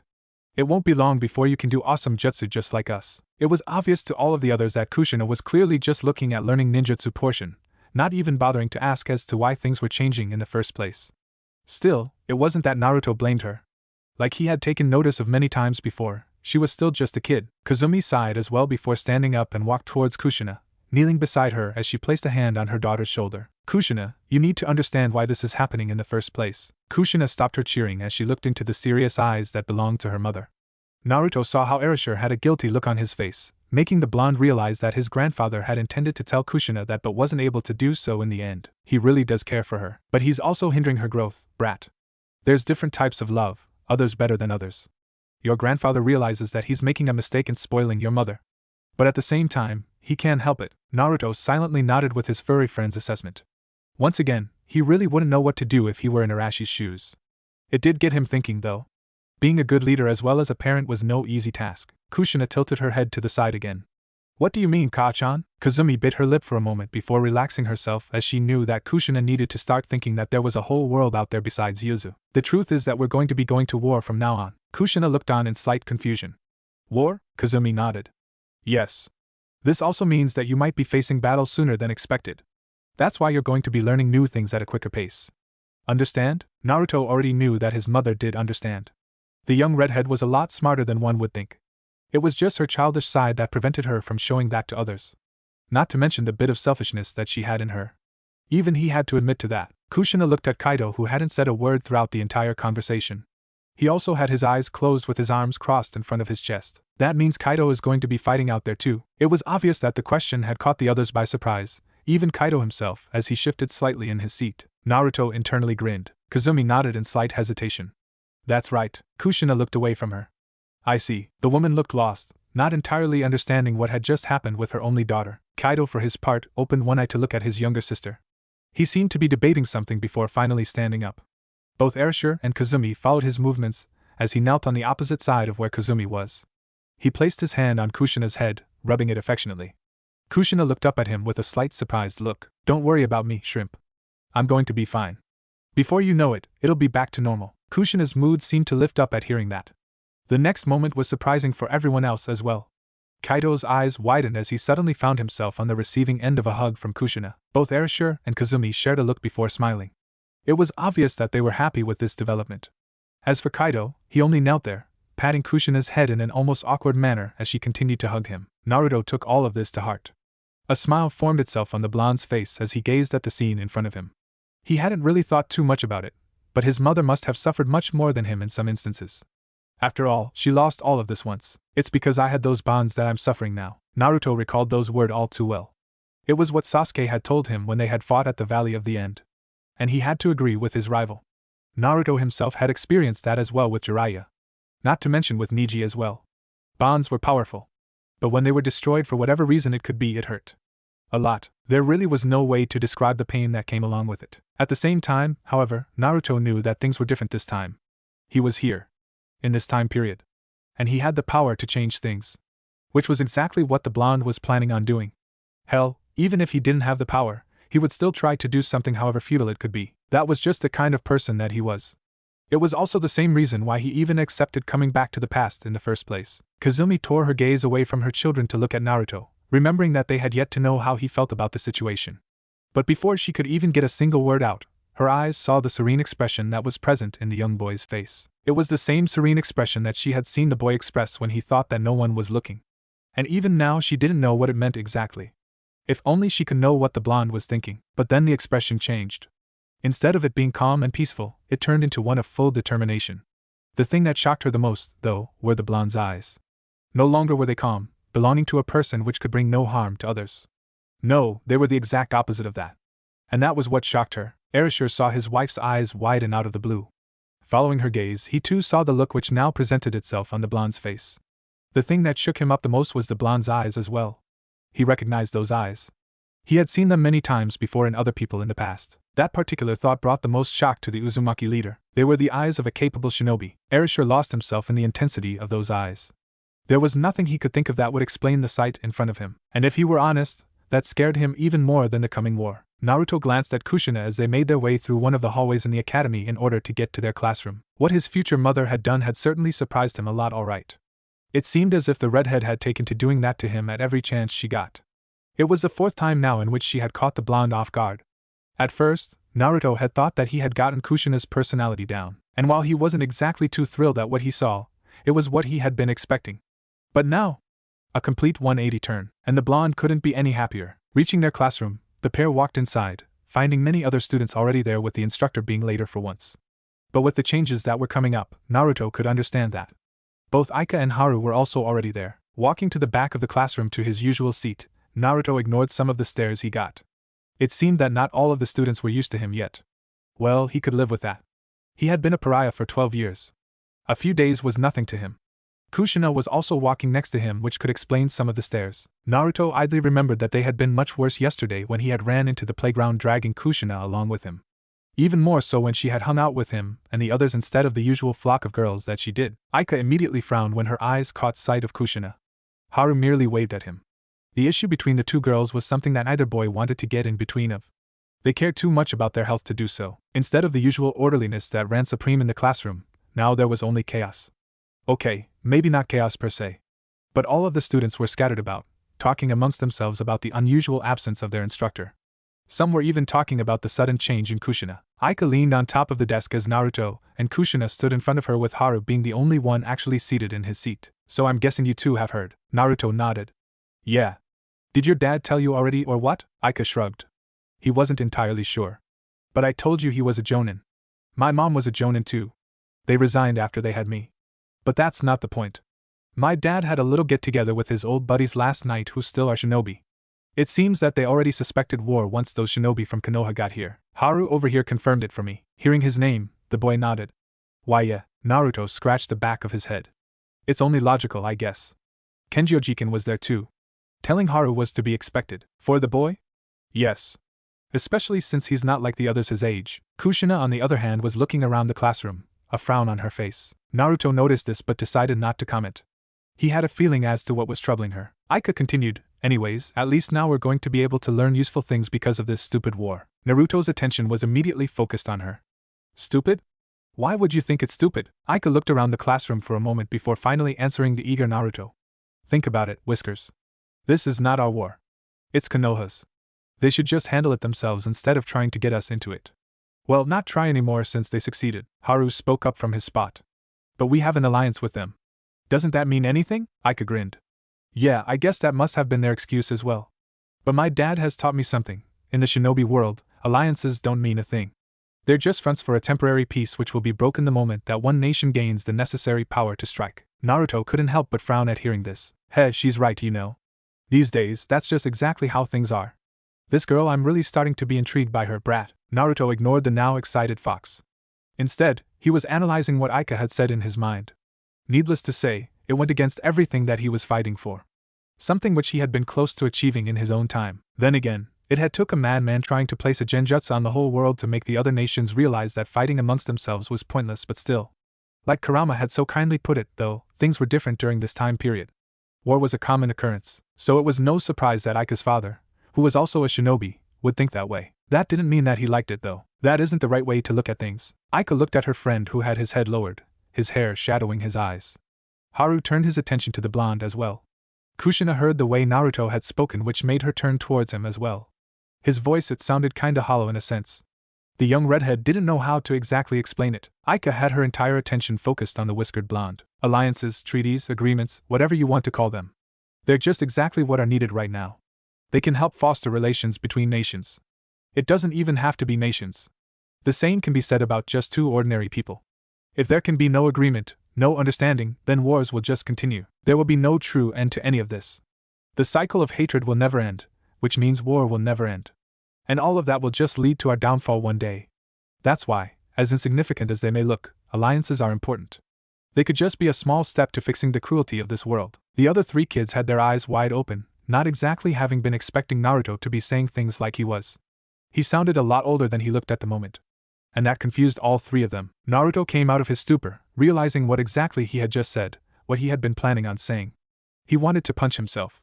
Right now wasn't the time to be saying things like that. As far as any other person was concerned, he was merely an 8-year-old brat. Certainly not one to be saying things like he was. Kurama for his part simply smirked. The blonde was exactly like the old man in that regard, alright. Always trying to find a solution to a problem through peaceful means. Even if the situation seemed hopeless, they would still charge at it head-on. It came almost instinctively. One could almost say it was like a curse. Naruto laughed nervously as he scratched the back of his head, trying to defuse the situation. What were we talking about again? 'Cause I forgot. Aika looked at Naruto for a few more moments, her icy blue eyes dissecting his inner self apart. On the outside, Naruto continued to laugh while he was sweating bullets in the inside. He knew Aika was really sharp, easily being able to grasp new ideas. Not to mention her analytical skills in a situation. She was able to read a person quite well when she really wanted to. It sort of reminded Naruto of how Itachi was. Whether that was a good thing or not, the blonde didn't know. Haru was also studying Naruto, except without the intense gaze in which Aika was doing so. The boy was more confused than anything. Never had he expected for Naruto to be so passionate, yes, passionate about something like this. As for Kushina, the girl was looking at him with an unreadable look on her face. Naruto couldn't really tell what was going on the girl's mind. Finally, after what seemed like a millennium but was really just a few seconds, Aika spoke. You're really weird, Whiskers. One of Naruto's eyebrows twitched at that. Was that the girl's catchphrase or something? But it did bring some relief to the blonde. At least none of them were thinking that he was a time traveler or anything like that. Now that really would have sucked. A snort ran through his mind, belonging to none other than one nine-tailed bijou. Time traveler? Just because of that. Thousands of other reasons come up before that ever does, brat. Your stupidity really does surprise me sometimes, Naruto teached, trying to hold himself from snapping back at the sarcastic bijou. Why did he had to get stuck with the snarly one? Kurama hmped.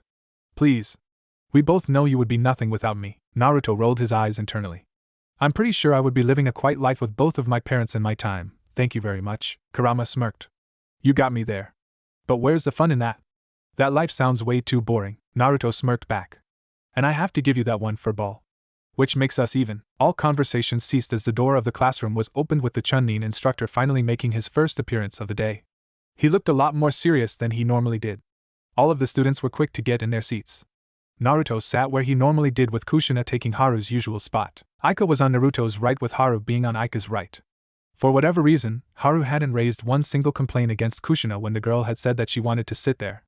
Aika did, of course. Thankfully, Haru had managed to stop a fight from occurring between the two girls, saying that he really didn't mind if Kushina took his spot.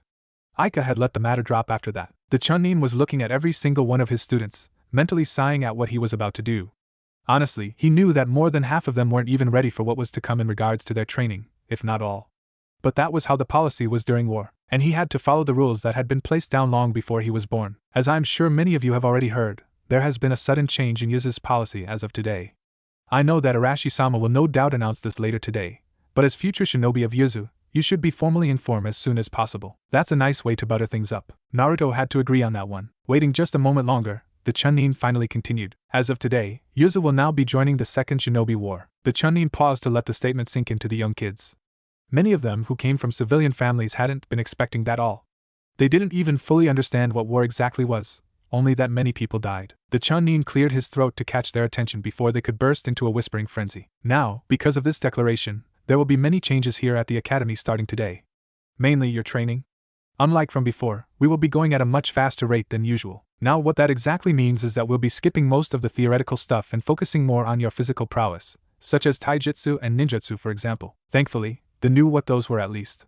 Many of the more naive kids had excited looks on their faces at hearing this, much like Kushina had been when she had first heard the news. Now, the redhead was frowning as she noticed all of this. Naruto glanced at her to see the frown. Well, seems like she's learned something today. Naruto had to agree. Yeah. But I'm not entirely sure if that's good or not. Kurama remained silent, not quite knowing himself. The Chunin in front of the class sighed silently as he also observed this. If only they knew what war was like, what it brought along with it. Then they wouldn't be so excited as they were now.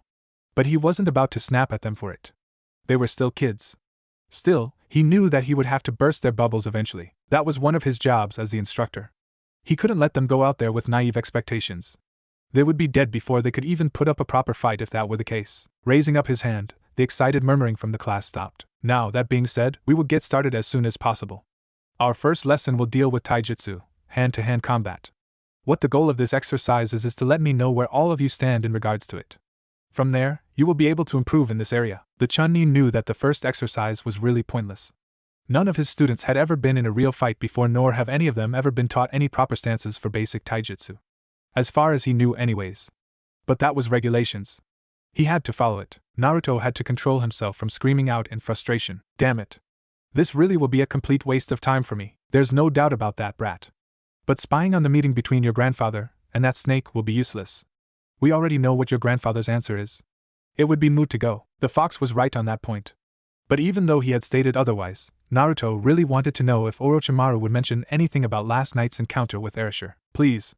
You're just grasping at straws now. We both know that you just don't want to be here. Naruto teached. Stupid cunning furball fine. Yes, that's exactly what I want to do. Happy? Kurama shrugged, not that the blonde could see it. Meh, after watching how you'll suffer in the next 8 hours I will be. Naruto couldn't help but sweat drop. You really do have some sick tastes, the bijou chuckled. I take that as a compliment, brat. Naruto merely shook his head before refocusing his attention back to the real world. Seeing how the Chunin had just ordered them all to file outside, the blonde sighed. Today really was going to be a long day.